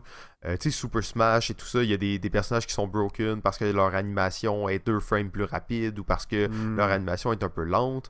Et en fait, dans mettons, Auto Chess sur Steam, là, la version d'ordinateur, il y a des personnages que avant de, mettons, si on veut faire leur special, là, donc avant de caster leur special, ils accumulent de la mana quand ils sont au maximum, ils envoient leur grosse attaque. Avant de faire ça, ils ont une certaine animation, ok? Et sur mobile, c'est pas la même animation exactement. Ok. Fait que, mettons, il y a un personnage, ok, lui, il se transforme en loup, puis il fait apparaître 2 loups, ok? Mais son animation sur PC, elle est très longue. Ça veut dire qu'avant de caster ces 2 loups, il lève ses bras dans les airs, puis il crie, puis il reste comme ça pendant genre 1 ou 2 secondes. Fait que des fois, il a le temps de se faire tuer avant de faire son special. Mais sur mobile, son animation, elle est ultra rapide. Fait qu'il fait juste lever les bras, puis bang, c'est fait. Fait que sur mobile, c'est une des unités très dominantes, alors que sur PC, ben, c'est une unité plus moyenne. Ok. Intéressant. Donc c'est ça explique un peu les différences là, avec ça. Donc j'ai aucune idée s'ils vont essayer de rester à niveau avec la version Steam ou s'ils vont juste prendre une autre direction complètement dû au fait que même à un certain point leurs animations sont différentes, leurs modèles sont différents. Est-ce qu'ils vont prendre une autre direction? J'ai bien hâte de voir. Nice. Auto Chess, je pense que ça vaut la peine à tout le monde. Ouais. Bon, mais là, on est là. Là, on est au cœur du sujet. Alors, aujourd'hui, les jeux de stratégie abstraite. Et quand on parle de jeux de stratégie abstraite, à quoi pensons-nous là, rapidement comme caractéristique de ce thème, Simon? Ben, on va dire souvent la première chose, c'est qu'on va dire qu'il n'y a pas de thème. Ouais. Alors qu'au final, c'est totalement faux. Il y a vraiment un thème dans presque tous les jeux de stratégie abstrait. Exact, mais que ça va être un thème qui va être plutôt faible ou très peu présent. Il y en a quand même beaucoup qui ont vraiment pas de thème, donc qui s'assument en tant que jeu de stratégie abstraite sans thème. Mais je pense qu'il y a une tendance de plus en plus dans les jeux de stratégie abstraite à vouloir mettre une belle thématique pour peut-être vendre plus le jeu et se faire voir un petit peu plus parmi cette quantité de jeux qui sort à chaque année. Oui, absolument. Sinon, on peut penser rapidement aussi que c'est des jeux qui sont souvent basés sur des mécaniques très simples. Qui peuvent être, à la plupart du temps, très compliqués à devenir un maître, mais très simples à comprendre. Donc, ça va être souvent, à ton tour, t'as pas 20 actions possibles, t'as pas des cartes qui ont plein d'effets, c'est que tu fais une chose. Tu places un truc ou tu tu déplaces un truc. Exactement. Donc, très, très simple, en fait, au niveau de l'apprentissage. Mais une complexité quasi mathématique dans ces stratégies. En fait, ça vient pas mal avec l'autre point des jeux abstraits, c'est que souvent, ça va être des jeux où l'information va pas être cachée. Ouais. Donc, l'information va être visible en tout temps. Ça veut dire qu'il n'y a pas d'affaires de cartes cachées, il n'y a pas de surprises qui peuvent être découvertes. Non, non, tout est là. À toi d'être plus, si on veut, brillant que ton adversaire pour gagner. Ouais, exact. Toute l'information est visible, c'est à toi de bien l'analyser, d'essayer de user de stratégies pour berner l'autre. Exact. C'est aussi des jeux qu'on va penser qui ont, avec ce fait-là, en fait, qu'il n'y a pas d'hasard, là, ou en tout cas très très peu. Parce que si tu vois tout puis tu sais tout, il n'y a pas vraiment d'hasard, on s'entend. Exact. Donc des jeux avec très peu de hasard, vraiment basés sur la stratégie. Le calcul, les mathématiques sont aussi vraiment au cœur de ces jeux-là. Oui, exact. Je pense que ça fait pas mal le tour des jeux de stratégie abstrait. On va souvent aussi dire que c'est des jeux à 2 joueurs. Ouais. Comme on le mentionnait. Ouais. Ouais, c'est vrai. Mais c'est ça, parce que là, j'imagine que tu as fait un peu le même exercice que moi. Tu es allé sur BGG, tu as regardé les jeux de stratégie abstrait. Ouais. Puis il y en a plein que tu étais comme ben oui, ok. Ouais. Ah, mais non, ça, c'est pas un jeu de stratégie abstrait. Des fois, c'était clair. Des fois, c'était surprenant, mais c'était vrai. Puis des fois, j'étais un peu moins d'accord. Il y avait certains jeux qui vont peut-être être un peu plus controversés en tant que jeu de stratégie abstrait. Ouais, dans le fond, il peut avoir de la stratégie abstraite sans que ce soit sans qu'on considère que ce jeu-là, ce soit un jeu de stratégie abstrait. Parce que ça reste une genre de mécanique aussi qui peut s'englober dans un jeu avec d'autres mécaniques. T'sais. Mais c'est ça, nous, on se concentre vraiment plus sur les jeux de stratégie abstrait où c'est vraiment la mécanique principale, ou du moins c'est ça le centre et le cœur du jeu là, en soi. Ouais, exact. En tout cas, c'est quand même des jeux intéressants. Il y en a beaucoup qui sont cool. Pour de vrai, au début, j'étais comme, ok, ouais, les jeux de stratégie abstraits, je sais ça va être comme mon top 5. J'ai eu vraiment de la misère à faire mon top 5, en fait. Ouais, ok. Il y en a plus qu'on pense. Après ça, il y en a aussi énormément qu'on n'a pas testé, qu'on n'a pas essayé. Pour commencer, peut-être vif comme ça, rapidement, je pourrais parler du jeu Hive. Un jeu que j'ai bien aimé, que j'apprécie encore beaucoup. Jeu de stratégie. 2 joueurs dans lequel notre objectif, ça va être d'aller entourer la reine, donc l'abeille de l'autre joueur. Et on va avoir des petites tuiles hexagonales sur lesquelles nos tuiles, il va y avoir des types d'insectes. Donc, on a une fourmi, on va avoir une sauterelle, une abeille, une araignée. Et un peu comme les échecs, ils vont se déplacer d'un certain nombre de cases ou d'une certaine façon. Mais la twist, c'est qu'il n'y a pas vraiment de plateau. C'est-à-dire que le plateau, on va le créer à force de placer les pièces en jeu. Donc, on va commencer, on va placer une pièce, l'autre joueur va placer une pièce adjacente à la nôtre. Et ensuite, à chaque fois que tu vas ajouter une pièce sur le plateau, tu vas devoir la placer uniquement adjacente à des pièces de ta couleur. Mais à ton tour, au lieu de placer une pièce, tu peux décider de déplacer une pièce. Et chacune de ces pièces-là ont un déplacement différent selon le type de bestiole que tu utilises. Jeu très agressif. Souvent, quand je l'explique ou j'en parle de ce jeu, c'est un jeu où tu as peu de place à la défensive. Donc, quand tu te sens attaqué, souvent, la meilleure défensive, c'est aussi d'attaquer et d'essayer de mettre l'autre, de forcer l'autre à réagir à tes actions. Belle complexité, belle stratégie, un matériel intéressant, c'est juste des tuiles, des grosses tuiles épaisses, vraiment le fun à manipuler, assez lourdes. Je pense que c'est pour un jeu de 2001 quand même, c'est un classique un peu indémodable à mon sens pour ce genre de jeu de stratégie abstraite moderne. Absolument, bien d'accord avec toi, c'est vraiment un des classiques. Je dois dire que c'était probablement, peut-être que c'était mon 6e. Ouais, moi aussi. Il n'a pas fait mon top 5, mais il était pas loin. C'est ça, exact. Parce que c'est vraiment cool, sauf que c'est très violent. Très violent, ouais. Très violent. Très agressif. Très, très agressif. Puis c'est pas si long une partie. Fait que tu te fais défoncer rapidement. Ouais, bon choix. Hive. Je vais parler d'un jeu, et là, en regardant un peu les choix de jeux qu'on a émis, puis tout ça, je me rends compte qu'il y a une grosse similitude entre les jeux de stratégie abstrait et les jeux de puzzle.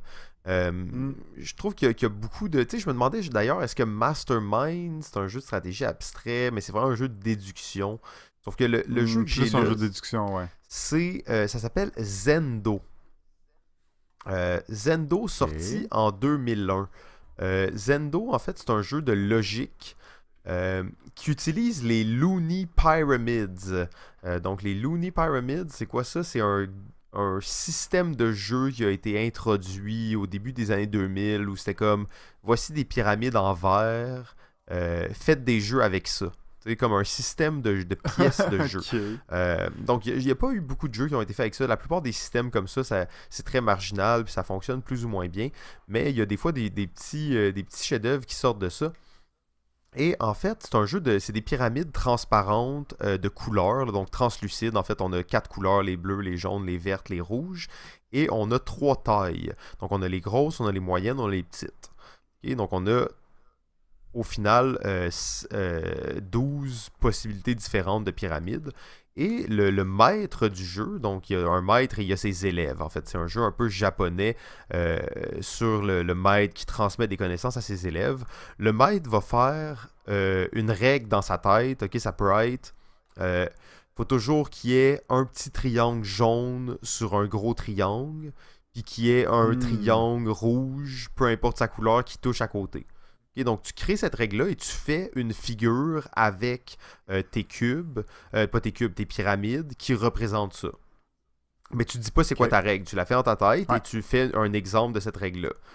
Les autres joueurs vont essayer de deviner ta règle, en fait ce que tu as mis, en faisant eux-mêmes des structures de leur côté. Ok, donc ils font une structure et là le maître va mettre une pierre blanche s'ils ont respecter une des règles et ils vont mettre une pierre noire s'ils n'ont pas respecté la règle. Donc, encore une fois, une espèce de mastermind où tu vas essayer de deviner, mais tu as la solution devant toi. Il faut juste que tu devines exactement c'est quoi la règle. Nice. Donc, j'avais trouvé ça très cool. J'ai juste joué une fois, mais ça m'avait bien marqué. Puis je trouvais dans le genre déduction, mais abstrait, je trouvais ça intéressant, là. Hmm. Ouais, ouais, concept intéressant. En effet, j'avais pas vu ça très souvent. Très souvent. Je pensais que c'était un autre jeu d'abstrait où tu empiles les pyramides un sur l'autre pour les manger ou des trucs comme ça. Donc, assez original quand même comme concept. Ça fait vraiment penser au Mastermind, hein, bizarrement. Là. Oui, Il y c'est a ça, vraiment. c'est un jeu de déduction, mais c'est un jeu de logique en réalité, Ouais. puis c'est intéressant. J'avais bien aimé ça. D'ailleurs, emmené, j'avais fait une espèce de version de ce jeu-là, mais avec des dés de Hmm. couleurs. Fait que là, t'avais des chiffres, fait que tu sais, c'était plus des déductions d'équations mathématiques, donc comment tu arrives à tel résultat. Donc c'était quand même intéressant aussi, mais ça, c'est un concept intéressant qu'on n'a pas vu souvent. Bon, ben continuons avec des pièces translucides un peu et restons dans les mêmes années. En l'an 2000, un jeu de stratégie abstraite à 4 joueurs vu le Ouh! jour. C'est le jeu Blocus. Oh oui. Donc Blocus, jeu où chaque joueur va avoir les mêmes pièces, bon, de couleurs différentes, de style un peu de Tetris, donc avec des différentes formes. Sur tes pièces, ils vont avoir entre un carré, donc un cube, et je pense que c'est le maximum, c'est 6 cubes. Donc tu vas avoir différentes pièces de différentes grosseurs. Et tout simplement, ben, à ton tour, tu vas placer une pièce en jeu dans le quadrillé qui est le jeu. Et la règle, c'est que tu dois toujours placer une de tes pièces en diagonale d'une autre de tes pièces. Donc, deux de tes pièces ne peuvent jamais se toucher les côtés, mais ils doivent absolument se toucher par ben, les coins des pièces. Et le but, tout simplement, c'est de jouer le plus de pièces, donc de réussir à placer pas nécessairement toutes ces pièces, mais plus de pièces que les autres joueurs. Et ça reste un genre de jeu de contrôle de territoire. Tu vas placer tes pièces, tu vas essayer d'aller gruger du terrain sur l'autre joueur, essayer de l'empêcher, le bloquer, d'utiliser des bons spots, essayer de garder Blocus. les bons spots pour toi. C'est un jeu qui se joue aussi à moins de 4 joueurs. 2 joueurs aussi, c'est possible. Mais bon petit jeu, je pense, bon petit classique à ce niveau-là, qui on en entend peut-être un petit peu moins parler maintenant, mais qui est toujours encore, je pense, disponible et qui vaut la peine de jouer ou d'essayer là, si ce n'est pas déjà fait. Intéressant, oui. Blocus, il y a aussi tu sais, plusieurs déclinaisons. Il y a le Blocus 2 joueurs, ce genre de choses-là. Mini parenthèse là-dessus, tu as dit au début des pièces de style Tetris. Ouais. Récemment, en fait, j'étais avec Joël du Randolph, donc bien entendu l'un Mhm. des propriétaires du Randolph.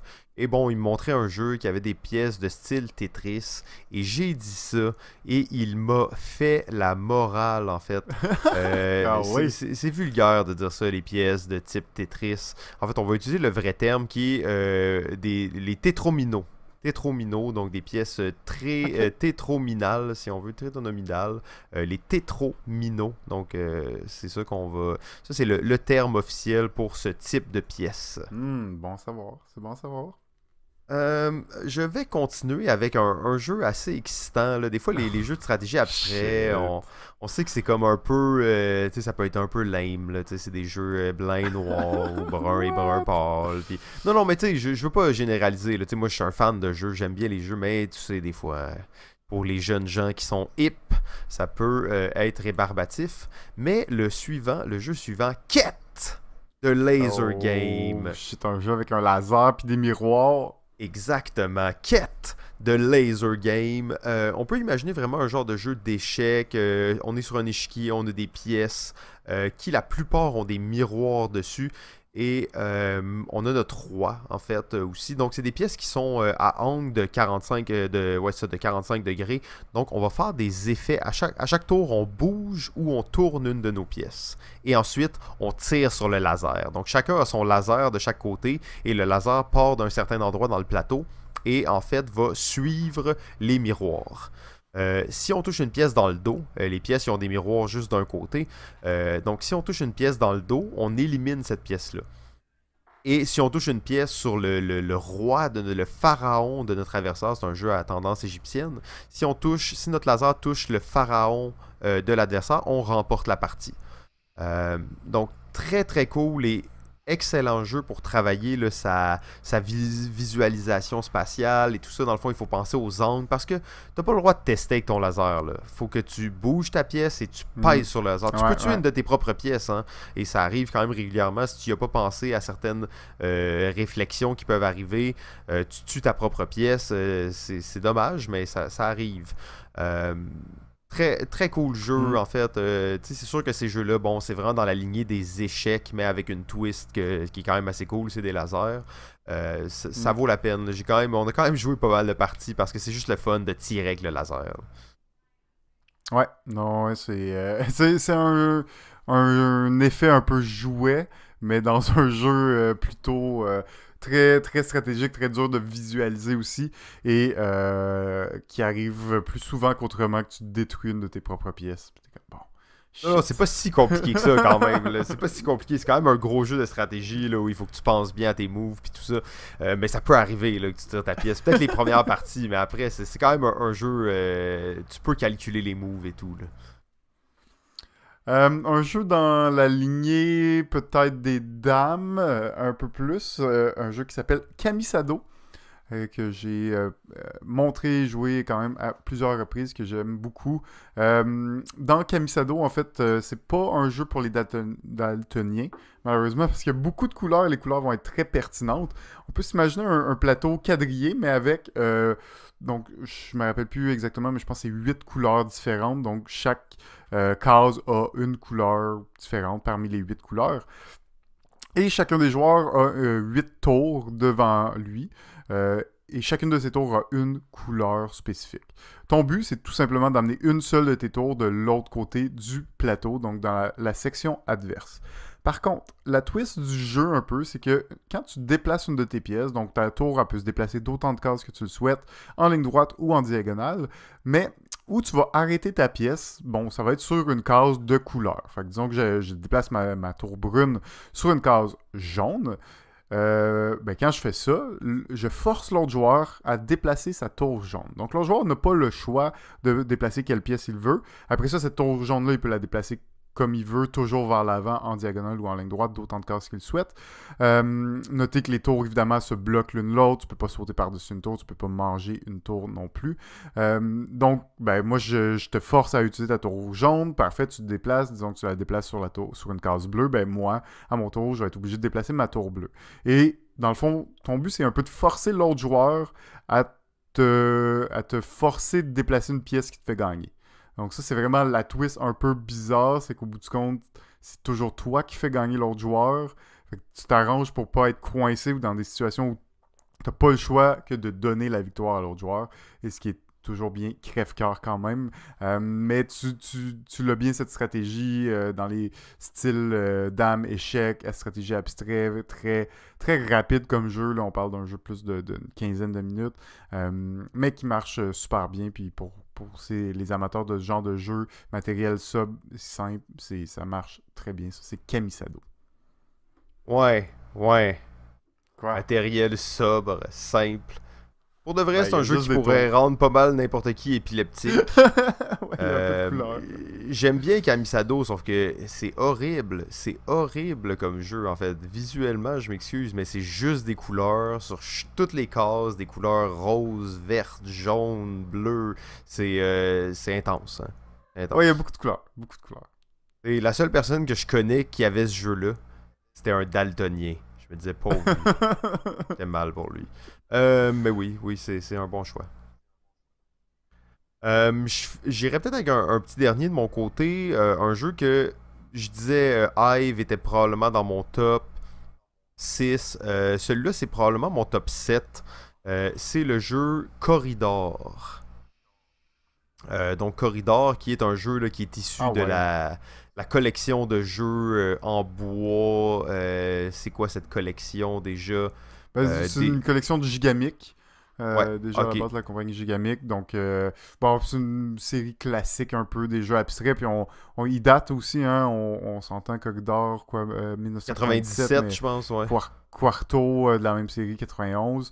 D'ailleurs, ils viennent d'en sortir un récemment, donc l'année passée, Squadro, dans cette même série-là. Donc, c'est quand même une série qui est encore active, là, même s'il n'y a pas nécessairement beaucoup de titres. On parle de 5 ou 6 jeu dans la série, mais qui est là depuis longtemps et qui continue à sortir certains concepts. Mais vas-y avec Corridor. Ouais, c'est la catégorie, juste pour être sûr, là, c'est la collection Gigamic classique. Juste pour, ouais, c'est ça, exact. On l'est bien, là. Donc, Corridor, c'est quoi? Moi, la particularité vraiment de ce jeu-là, c'est que c'est un jeu qui se joue très bien à 4 joueurs. On a parlé beaucoup de jeux à 2 depuis le début. C'est un jeu, en fait, même qui est. Ça se joue très bien à 2, ça se joue à 3 correct, mais à 4, c'est pratiquement fait pour jouer à 4. On va jouer sur un échiquier comme à l'habitude. Chaque joueur a un petit personnage, un petit meeple en bois. Et notre but va tout simplement être de l'amener de l'autre côté, donc en face de où on commence. Et à ton tour, tu as 2 choix. Soit que tu déplaces ton bonhomme d'une case, soit que tu places une plaquette de bois, en fait, et tu la mets à la verticale, dans le fond, et ça va créer un labyrinthe, si on veut. Donc, je vous dis, c'est un échiquier, mais c'est un échiquier qu'entre chaque case, il y a une fente dans laquelle on peut mettre une petite plaquette de bois qui vient comme créer un labyrinthe. Et le but, donc, à son tour, on place une plaquette ou on déplace un personnage. On déplace son pion. Et bon, le but, bien entendu, ça va être de bloquer les autres, de créer un chemin qui nous permet de nous rendre. On n'a jamais le droit de bloquer complètement un autre joueur de se rendre, mais on peut lui allonger le chemin de beaucoup, en fait, en lui bloquant des chemins plus rapides. La beauté aussi de ce jeu-là, c'est que tu as un nombre de plaquettes limité. Fait que tu veux pas nécessairement toutes les mettre au début, tu veux t'en garder pour plus tard, mais si t'attends trop, les autres joueurs vont être rendus vraiment proches de la ligne d'arrivée. Donc vraiment très, très intéressant, je trouve. Là, ça a une belle dynamique, ça crée vraiment un labyrinthe après, c'est en 3D. L'effet est assez cool. Ouais, correct. Je pense que je vais préférer Quarto dans cette même série. Mais c'est des bons classiques là, depuis longtemps. Puis peut-être que ça me permet d'enchaîner sur une autre série de jeux de stratégie abstrait qui date bois aussi. Ah non, pas en bois. Pas en bois, ceux-là. C'est la GIMF Series, donc le projet GIMF. qui ont tous des noms de jeux à coucher dehors, imprononçables, mais que je vais essayer. La Gimpf, Tamsk, Zertz, Svan, Yinch, Punch, Tsar et Linkiz. En tout cas, imprononçables ces jeux-là. C'était pas pire. Vraiment une belle série de jeux de stratégie abstrait, un petit peu moins connus, je pense. Ils ont quand même été réédités il y a quelques années dans des superbes formats. Et le concept, bon, je ne peux pas toutes les expliquer, mais ça reste tout le temps des jeux très simples au niveau des règles, dans la lignée classique des jeux de stratégie abstrait, mais avec du beau matériel, une esthétique assez intéressant et qui amène toutes des petits twists, des petits concepts qu'on un peu jamais vus. Donc, il n'y a rien qui ressemble vraiment aux échecs dans ça, mais t'as quand même le feeling de jouer à un jeu d'échecs malgré tout.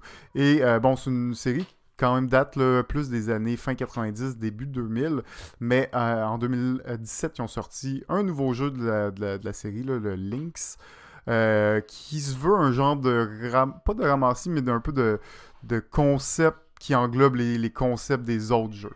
Donc, je vais juste terminer là-dessus, mais c'est une superbe... c'est le genre de jeu que je pourrais avoir, que tu mets en présentation dans ta maison, de jeux bibelots un peu, là, que tu pourrais avoir juste là, qui sont tellement beaux, vraiment magnifiques, que tu as envie de posséder toute la collection juste parce que c'est trop beau, c'est des objets de collection pratiquement.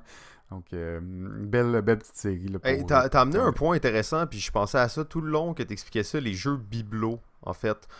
Et on dirait que les jeux de stratégie abstrait, c'est pas mal les seuls jeux, à part les gros jeux de miniature, là, c'est pas mal les seuls jeux qui vont aussi avoir une utilité décorative ou comme pour meubler une pièce. C'est pas rare de voir une pièce avec un magnifique jeu d'échecs dedans. Ouais, mais les jeux qu'on a nommés là, Quarto, Corridor, les jeux en bois, les jeux de la Gimpf série, c'est des jeux qui s'appliquent très bien à ça. Donc tu peux avoir ça au centre de ta pièce, sur une table, et les gens vont passer, vont faire une petite partie, mais en même temps ça va être aussi à la certaine point pas un objet d'art, mais un objet décoratif en fait. Ouais, exact. Puis ben, je pense aussi que ça vient du fait que les jeux abstraits, comme il y a peut-être un peu moins de thématiques, ben, ils mettent beaucoup d'emphase sur le matériel, la qualité du matériel. Et ça se sent là, dans beaucoup des jeux de stratégie abstrait qu'il y a une attention particulière à la qualité du matériel. Ouais, puis on sait qu'il y a des gens là, qui sont là. Ben oui, moi j'ai une salle complète chez moi dans laquelle j'ai mon jeu de Gloomhaven qui est exposé en tout temps. Ça compte pas, là. On parle pas de la même affaire, désolé. Ben, je pense qu'on est rendu. On est-tu rendu, JF? On est rendu. Ok, juste avant, un mini-mot de la fin. C'est le party balado-ludique de fin de saison, 1er juin prochain. Allez voir les détails sur l'event Facebook. Mais venez en grand nombre, on veut battre notre record d'audience. On va jouer à des boards, aucun prix à gagner. On vous le dit depuis le début, donc soyez là en grand nombre. Numéro 5. Alors, mon numéro 5, un jeu qui a quand même eu beaucoup d'attention les dernières années. C'est un jeu qui a gagné des prix aussi. C'est le jeu Azul. Donc, jeu de stratégie abstraite, mais avec, bon, qualité de matériel super intéressante. Une thématique, on s'en fout un peu. Il y en a une, mais bon, on la sent pas vraiment. Mais qui amène quand même quelque chose que je trouvais assez... un peu innovateur. Tu sens vraiment que c'est un jeu de stratégie abstraite qui s'inspire de mécaniques modernes. Donc, comment les tuiles se placent sur ton plateau, comment tu veux accumuler tes tuiles et comment tu vas les réussir à positionner ces tuiles-là sur ton plateau dans le but de faire des points. Je trouvais qu'il y avait beaucoup d'originalité pour un jeu de stratégie abstraite qui est complètement... Donc, on n'est vraiment pas dans la lignée là, des jeux classiques de jeux d'échecs avec un quadrillé où tu déplaces tout ça. On est vraiment dans les jeux modernes, un peu plus à l'européenne. Fait quand même par un maître des jeux, Michael Kessling. Donc, ça valait au moins un numéro 5 pour moi. C'est le jeu Azul. Oui, bon choix, effectivement. Tu as mentionné un point intéressant. Je trouve que c'est, comme tu dis, un jeu de stratégie abstrait, mais qui feel pas comme un descendant des échecs, là, si on veut, ou de tous les autres jeux vraiment. C'est très européen, très euro, très allemand, en fait. Mais... une genre de mécanique de draft un peu au centre. Donc, il y a une couple de mécaniques que tu vois pas là, dans ce genre de jeu. Là, exact. Mais c'est quand même un jeu de stratégie abstrait. Ouais, c'est un bon choix, je trouve, Azul. C'est un très bon choix. Moi, je suis allé avec un choix un peu plus controversé, mais aussi avec le côté nostalgique de la chose. C'est le jeu Stratego. Ouais. 1946, tu sais, on a dit, bon, Oh. l'information est visible et tout. On s'entend que dans ce jeu-là, tout est caché, là. Mais bon, ça prend toujours des jeux qui brisent les règles pour créer les règles. Je pense quand même on peut quand même facilement dire que Stratego, c'est un jeu de stratégie abstrait avec comme particularité, en fait, que les pièces sont secrètes. Et donc, aussi un peu un aspect de déduction, de Ouais. bluff même. De bluff exactement. Mais un bluff qui va s'apparenter un peu au bluff des échecs ou comme au bluff de c'est-tu vraiment ça qu'il veut faire. J'ai joué tellement à Stratego, en fait. J'ai tellement joué dans ma vie. Et une des choses qui me reste toujours de Stratego, oui, le jeu c'est le fun, mais placer tes pièces au début et comme préparer la bataille, placer tes pièces comme tu veux, ça a toujours été une phase du jeu qui m'a fasciné en fait parce que c'était les meilleurs moments. Là, tu penses à tous tes plans, tu places tes bombes, tu mets ton espion là, ok, je mets mes éclaireurs ici, je vais le bluffer comme ça. Donc, tu penses déjà à toute ta stratégie de ta partie pendant que tu places ton jeu. Tu sais, c'était un genre de Battleship, mais vraiment à un autre niveau. J'ai joué énormément quand j'étais jeune. Là, j'ai joué un peu moins, je dois l'avouer ces temps-ci. Mais pour moi, ça reste un classique des classiques. Stratego, je sais qu'il y a plein de jeux qui sont ressortis, qui sont un peu le même concept, mais j'ai pas réussi à retrouver ce plaisir-là, malgré tout. Non, ça reste un jeu encore quand même très intéressant. Numéro 4. Alors pour mon numéro 4, on est encore dans des jeux quand même assez récents de 2016. C'est le jeu Santorini. Donc dans Santorini, nous sommes sur une île et notre objectif qui est très original d'une certaine façon, c'est d'être le premier joueur à réussir à monter sur un 3e étage. Donc c'est un jeu, donc il y a un quadrillé. À chaque tour, tu vas devoir faire un déplacement et positionner un bâtiment en jeu. Donc, soit tu places un bâtiment, donc quand tu vas placer un bâtiment, tu vas toujours le placer adjacent à où ton personnage se trouve.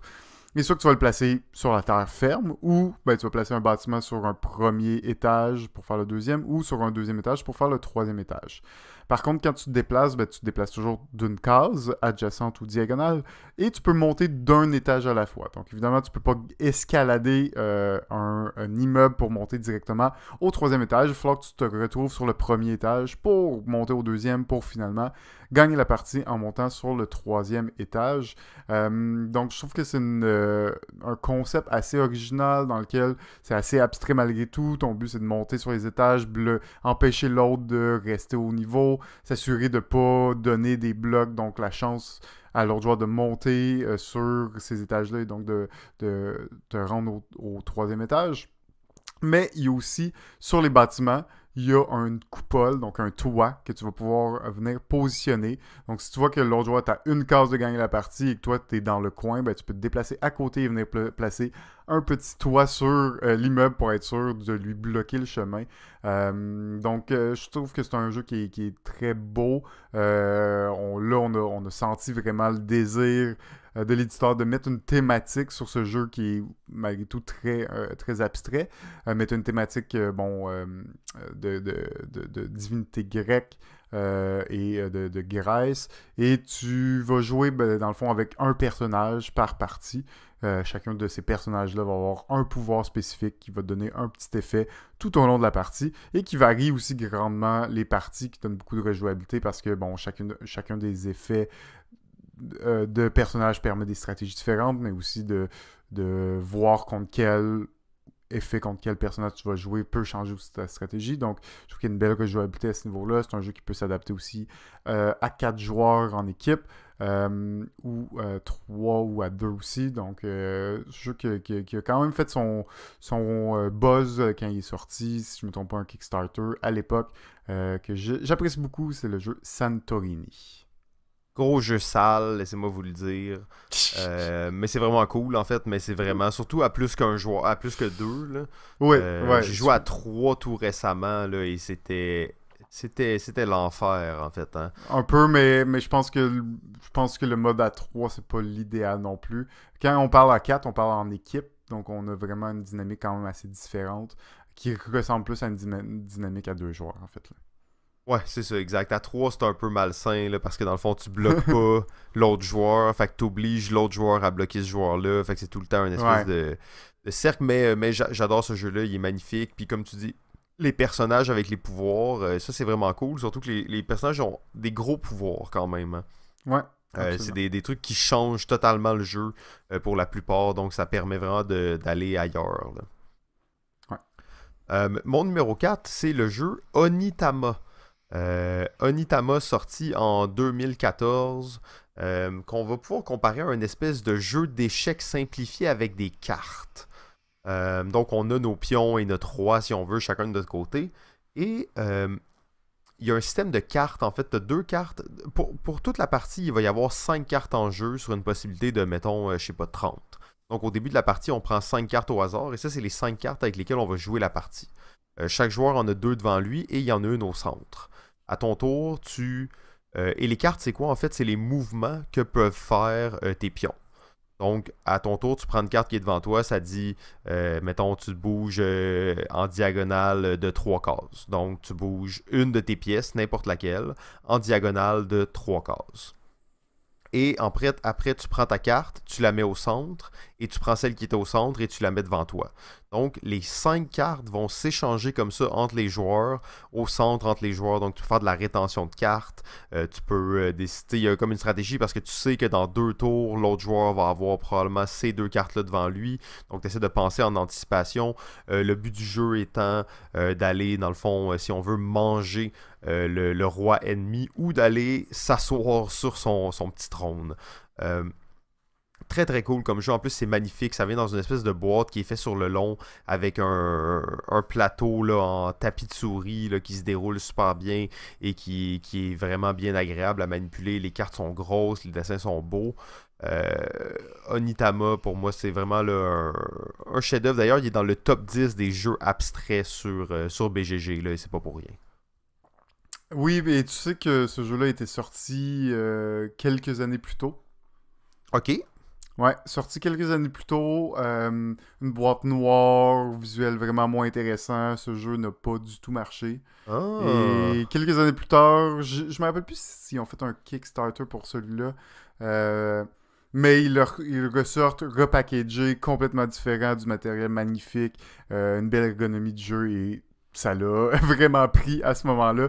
Donc, ben oui, là, je suis en train de regarder les photos. Là, c'est vrai qu'il était pas beau. Hein, c'était très... Ouais, exact. C'est un jeu que j'avais déjà vu, qu'on avait déjà dans la collection du Randolph à l'époque et que personne jouait, personne ne connaissait ce jeu-là. Mais quand la nouvelle édition est sortie, ben là, c'est devenu un jeu très populaire qu'on a sorti beaucoup, qu'on a montré, qui est très efficace.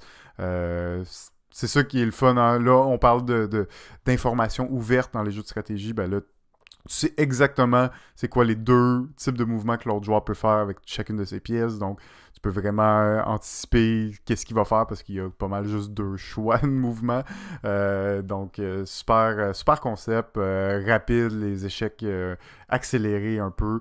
Où t'as pas ton roi, mais ton roi il peut se déplacer comme tes autres pions, c'est-à-dire comme les cartes montrent. Et t'as vraiment juste les autres, c'est des pions. Il n'y a pas de fou, de roi, de reine, tout ça. C'est juste des petits pions qui utilisent les mêmes mouvements que sur les cartes. Mais ouais, c'est bon choix, superbe jeu. Non, très cool, Onitama. Numéro 3. Et évidemment, pour le numéro 3, un jeu incontournable qu'on parle à chaque épisode. Pas mal à chaque épisode, probablement. Et qui est un ex-aequo, évidemment, et c'est le jeu Ricochet Robot. Oh oui, numéro 3, tous les 2, Ricochet Robot. Ouais. Bah, c'est ça, hein. Ouais, Je pense que vous le connaissez. Rendu là. On a parlé souvent, Ricochet Robot. Ben oui, c'est un jeu de stratégie abstrait, mais encore là, c'est jeu de puzzle, jeu de stratégie abstrait. C'est un peu limite, hein? On est dans le puzzle, dans le jeu d'observation, de rapidité un peu, donc... mais bon, ça reste assez abstrait. Ouais, puis mais tu vois, tu te dit rapidité, c'est pas mal un des seuls jeux qui va faire appel à ce facteur-là de rapidité. Dans tous les jeux qu'on a parlé, il y en a sûrement quelques autres, là, des jeux stratégie abstraits, mais la plupart du temps, c'est des jeux où On va être assis, on va réfléchir, on va prendre on le va prendre temps le de penser. temps, exact. Mais Ricochet Robot, hein, c'est pas ça pantoute. Nope. Numéro 2. Mon numéro 2 est un jeu, et bizarrement, on n'en a pas parlé beaucoup du jeu du Docteur. Le parce Docteur!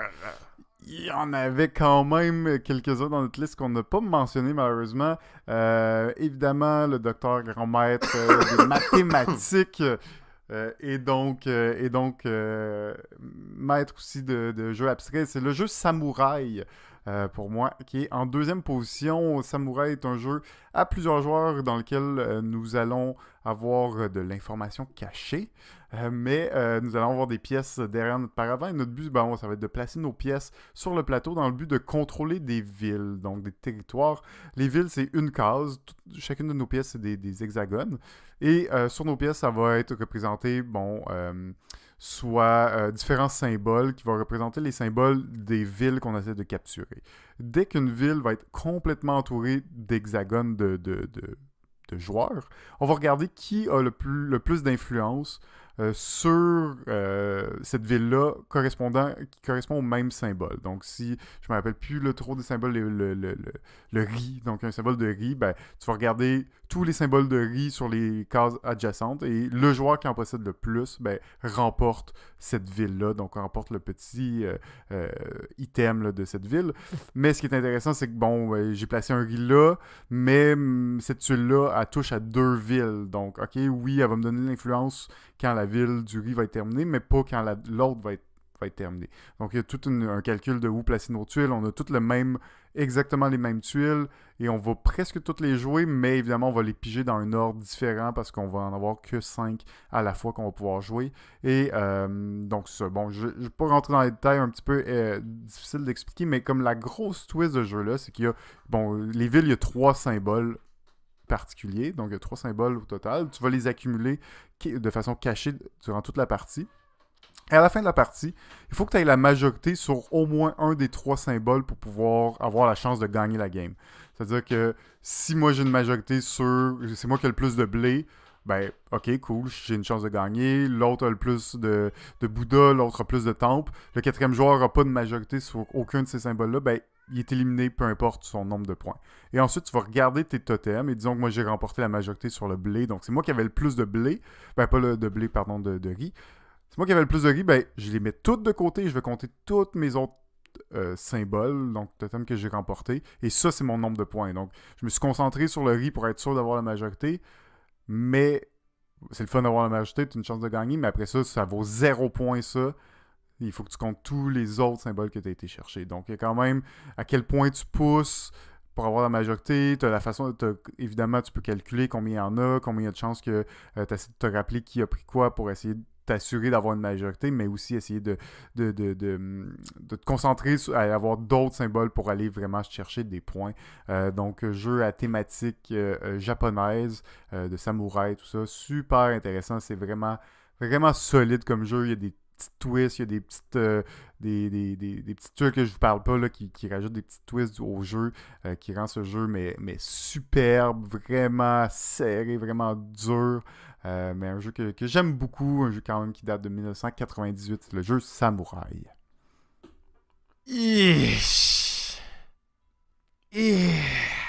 Quoi? Cette pilule-là est dure à avaler. Ben voyons là. Passe pas bien dans ma gorge.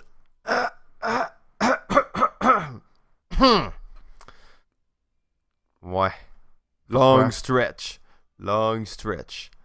Ben, pour un tout est jeu de là. stratégie abstrait. Non, mais quand t'en parlais, là, je me disais, tu utilisais tellement les termes d'un jeu de stratégie euro standard que je pouvais pas croire que tu étais en train de me parler d'un jeu de stratégie abstrait. T'es comme, on a des majorités, on a des points secrets, on a des trucs. C'est pas un jeu de stratégie abstrait. Avant-gardiste, les jeux euro, ça existait à peine en 1998, imagine. Faut qu'on en reparle de ça. Ouais, t'as pas assez joué, je pense. T'as pas assez joué. C'est hautement calculatoire et mathématique, et c'est, au bout du compte, tu calcules constamment de probabilité. Après ça, oui, il y a plein de mécaniques qui s'apparentent au jeu abstrait, je suis d'accord. Qui s'apparente au jeu européen. C'est ça, c'est ça, c'est ça. Ok, non, c'est bon, on va passer à un autre appel. Je sais que tu voulais juste mentionner le docteur dans l'épisode. Donc, mon numéro 2, ben, c'est les échecs. Ça peut sembler un peu mauvais comme choix, mais en même temps, pour moi, ça reste probablement dans la quintessence des jeux de stratégie abstrait. C'est probablement aussi, toute catégorie confondue, l'un des jeux auxquels j'ai le plus joué de parties. J'en ai joué énormément et j'ai adoré. Là, je joue presque plus, mais je joue beaucoup. On était un groupe où on jouait énormément. C'est un jeu très raffiné, c'est un jeu très intéressant. C'est un jeu aussi dans lequel tu peux vraiment faire transparaître ta personnalité. D'une façon, là, tu sais, je pense, je pourrais comparer ça, mettons, à jouer de la musique, là, à un certain point. Jouer aux échecs, c'est vraiment... Non, non, mais il y a une activité, là, où tu ressens, tu crées quelque chose de vraiment unique. Donc, des nuits complètes à jouer aux échecs et à boire du café. Je pense pas que je vais parler en détail de ça, mais c'est un jeu qui... je sais pas si... J'espère que ça va pas tomber dans l'oubli, là. Je sais qu'il y aura toujours des fans d'échecs. C'est encore un des jeux de table les plus médiatisés, si on veut, aussi. Un des jeux qui a la plus grande fanbase, là, donc des gens qui suivent ça, un jeu de plateau, un sport de plateau. Il n'y en a pas énormément encore, et les échecs est un de ceux qui est au sommet, en fait. Ouais, bon choix. Numéro uno. Alors, mon numéro 1 jeu sorti en 2014 qui s'appelle Patchwork. Donc, un de mes jeux favoris, bizarrement, de Uwe Rosenberg. Pour moi, un classique à 2 joueurs assez... Ben, dans lequel on va utiliser des pièces tétraminales, c'est bien ça? Ouais, des tétraminaux. Je pense que ça, c'est vraiment le plus simple, mais c'est des pièces tétraminales, je crois, mais des tétrominaux. Donc, dans lequel nous allons utiliser ces pièces dans le but de tisser une couverture. Notre objectif va être de tisser le mieux possible notre couverture pour remplir le plus notre plateau de joueurs. Notre plateau personnel, c'est un jeu à 2 joueurs, mais une petite mécanique de choix, de sélection de pièces qui est très intéressante, assez aussi différente de ce qu'on a la chance de voir en temps normal, et qui permet aussi une forte interaction, une possibilité de bien voir ce que l'autre a besoin comme pièce, essayer de lui en empêcher. Tu as une petite mécanique de ressources avec les boutons qui va te permettre d'accumuler des boutons, qui va te permettre d'acheter des pièces plus grosses ou plus intéressantes. Donc, j'imagine que tu vas encore avoir une pilule qui passe mal pour celui-là, mais c'était pas si pire pour de vrai. Je pense que ça, c'est plus approprié, là. Ben c'est sûr que tu le sens aussi un peu plus dans le positionnement géographique de l'abstraction là, qui vient de cette mécanique-là un petit peu. Mais un jeu quand même que je joue beaucoup. Je pense que c'est un jeu qui va quand même encore être présent et populaire encore quelques années. Donc un jeu que j'aime beaucoup, c'est Patchwork. Bon choix, bon choix. Ça, tu vois, ça, je l'accepte mieux, là. Patchwork, c'est correct. Et ben, tu sais, ça, c'est à cause que moi, je suis vraiment allé dans les classiques des classiques. C'est peut-être pour ça que je suis choqué, là. Un gars classique à fond, là. Exact. En fait, mon choix numéro 1, c'est le Go. Oh là là. Le Go, on parle de quoi? Moins 2000, 2000 avant Jésus-Christ, moins 2000. C'est un... Bon, j'expliquerai pas c'est quoi le Go maintenant, là. En gros, c'est un jeu de majorité où on va avoir des billes, des stones, des pierres blanches et des pierres noires. Chaque joueur va avoir ses pierres. On va essayer d'encercler notre adversaire. C'est un jeu qui est... j'ai joué vraiment beaucoup moins qu'aux échecs. J'ai joué quand même un peu au Go, mais beaucoup moins qu'aux échecs. J'ai jamais atteint un niveau de compréhension qui était satisfaisant pour le Go. Mais c'est aussi ça la beauté de ce jeu-là. C'est un jeu qui est vaste. Et quand on parle d'un jeu vaste, c'est un jeu qui est ultra macro. Macro, en fait. On peut imaginer qu'on regarde de très très haut des frontières d'un empire qui se dresse et qui s'écrase l'une l'autre. Donc c'est vraiment un gros jeu de guerre, mais de conquête de territoire. Superbe jeu, magnifique. Il y a une finesse et un raffinement dans le jeu. Jeu de stratégie abstrait où tu as 2 types t'as une type de pièce, en fait. T'as les pierres blanches, les pierres noires. À ton tour, tu poses une pierre. C'est tout ce que tu fais. Ultra simple, hein, exact, là, avec toutes les possibilités, les stratégies possibles avec ce jeu, possède beaucoup, beaucoup moins de règles et de pièces que les échecs. Exactement, et c'est un jeu qu'on... Et là, malheureusement, c'est plus tant le cas maintenant, mais c'est un des jeux que l'ordinateur était pas encore capable de battre l'humain. Là, quand même récemment, il y a des ordinateurs qui ont battu des champions de Go à travers le monde, mais c'est encore quelque chose qui a le côté humain aussi, pas de bluff, mais oui, tu vas attirer quelqu'un quelque part pour lui faire dépenser des coups.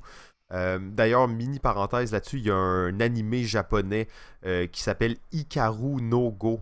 C'est pas très long, je pense que c'est 2 saisons de quelques épisodes, mais en fait, ça montre un peu, bon, c'est un animé, bien entendu, c'est un peu exagéré, mais ça montre un peu la culture du Go au Japon, où des jeunes gens là, de 12 ans vont arrêter d'aller à l'école et vont seulement commencer à aller dans des écoles de Go et pour devenir des maîtres de Go. Donc, on revoit un peu les mêmes caractéristiques qu'on peut voir dans les échecs ou dans les grands jeux ancestraux, si on veut, de stratégie. Superbe jeu, en fait. C'est magnifique à jouer, c'est magnifique à voir. Et c'est des milliers et des milliers de parties avant même de commencer à pouvoir être performant, là. Ouais. Ben, au moins, on en a parlé. C'est un choix très plutôt conservateur, mais c'est un Il n'y a bon pas de choix malgré controverse. tout. Non. Un peu trop Malheureusement. conservateur, malheureusement. Ouais, mais tu sais, je me disais, les jeux de stratégie abstraits, hein, c'est bon d'être un peu conservateur, là. Je pourrais dire que... Il y a beaucoup de nostalgie là, dans ton top, là, je le sens. Là. Ouais, mais en même temps, c'est des chefs-d'œuvre, puis ils sont pas là pour rien, là. Je veux dire, si on me demande... Parce qu'il y en a beaucoup de jeux de stratégie abstraits, puis j'aime toujours ça les découvrir, mais souvent, en les jouant 2-3 fois, je suis comme, ok, c'est le fun, mais... C'est vraiment juste, je joue ça pour en attendant quelque chose d'autre. Et si je veux vraiment jouer à un bon jeu de stratégie abstrait, il y a des bonnes chances que je veuille jouer aux échecs. Tu sais, c'est un peu ça l'idée aussi, là. Mais oui, j'espère qu'on va en voir un peu plus. On voit qu'il y en a beaucoup quand même qui sortent, puis qui sont bons. Tu sais, Azul, c'est un bon exemple qui a comme presque à un certain point qui pourrait révolutionner le genre, là, puis... Ouais, ben je sais pas si ça va tant créer une révolution, mais ça montre au moins qu'il y a d'autres types de jeux de stratégie abstraits qui peuvent apparaître, puis que c'est pas juste aussi avec Santorini, je trouve que c'est pas... montre aussi que c'est pas juste la confrontation, attaquer les autres, mais aussi il y a d'autres façons de concevoir, gagner un jeu qui est abstrait. On sent aussi qu'avec les années, bon, j'en parlais avec Santorini, les jeux de stratégie abstraits ont tendance à vraiment vouloir se donner une identité plus forte, une thématisation plus forte des jeux abstraits. Ça va être de plus en plus rare qu'on va voir, à mon sens, des jeux de stratégie abstraits avec vraiment aucune thématique, là, très blend, comme on peut voir avec la Game Series ou les jeux de Gigamic ou les classiques un peu du début là, des années 2000. Donc, ben, évidemment, dans ce marché où il y a de plus en plus de jeux, beaucoup de jeux, très dur de faire une place en tant que nouveau jeu de stratégie abstrait. Souvent, c'est pas nécessairement les jeux qui ont la plus grande cote auprès des joueurs. Donc, d'aller chercher une thématisation et de renouveler un petit peu les mécaniques de jeu pour les rendre peut-être un peu plus euros, même si ça reste du jeu abstrait. Je pense qu'on va avoir de plus en plus là, où on sent qu'il y a une tendance dans ce style de jeu-là. Mais en fait, tout ça, ça me fait penser qu'on n'a pas vu, et j'essaie de penser depuis tantôt à est-ce que j'en ai un en tête, mais un jeu de stratégie abstrait qui serait coopératif. Non, en effet. Je crois que ça pourrait exister. Là. J'essaie de penser comment ça peut, si on a l'information complète et tout ça, mais il y a peut-être quelque chose. À mon sens, un jeu de stratégie abstrait coopératif, ça ressemble beaucoup à des jeux solo. Ouais, des jeux de logique. On est plus dans des jeux de logique, des jeux de puzzle. Donc, on n'en a pas vraiment mentionné là, dans notre liste. Quand même quelques jeux de logique, de puzzle qui existent, qui peuvent nous faire penser à de la stratégie abstraite. Mais en effet, c'est pas coopératif. Ce serait vraiment plus un jeu solo, mais qu'on peut jouer à deux parce qu'on peut s'entraider puis on peut s'aider à résoudre les énigmes. Je pense que ça fait le tour pour aujourd'hui. On est encore dans les temps, parfaitement. Ben oui, absolument. Merci tout le monde pour votre écoute. Allez nous dire un petit bonjour sur Facebook ou peu importe la plateforme sur laquelle vous nous écoutez. Ça fait toujours plaisir là, d'avoir vos opinions sur des sujets. Beaucoup de gens, en fait, étonnamment, nous donnent des commentaires sur YouTube. Merci à ces gens-là. Là. C'est toujours apprécié de vous lire là-dessus. Des fois, on est un peu plus lent à répondre parce qu'on n'y va pas chaque jour, mais on les lit puis on vous répond. Sinon, on remercie notre diffuseur officiel jeu.ca, source d'informations là, sur tous les domaines ludiques, donc les jeux vidéo, les jeux de rôle, les jeux de table, les jeux en général. Et JF, c'est pas mal ça. Donc on se revoit la semaine prochaine, dans le fond, pour le party de fin de saison de balado ludique.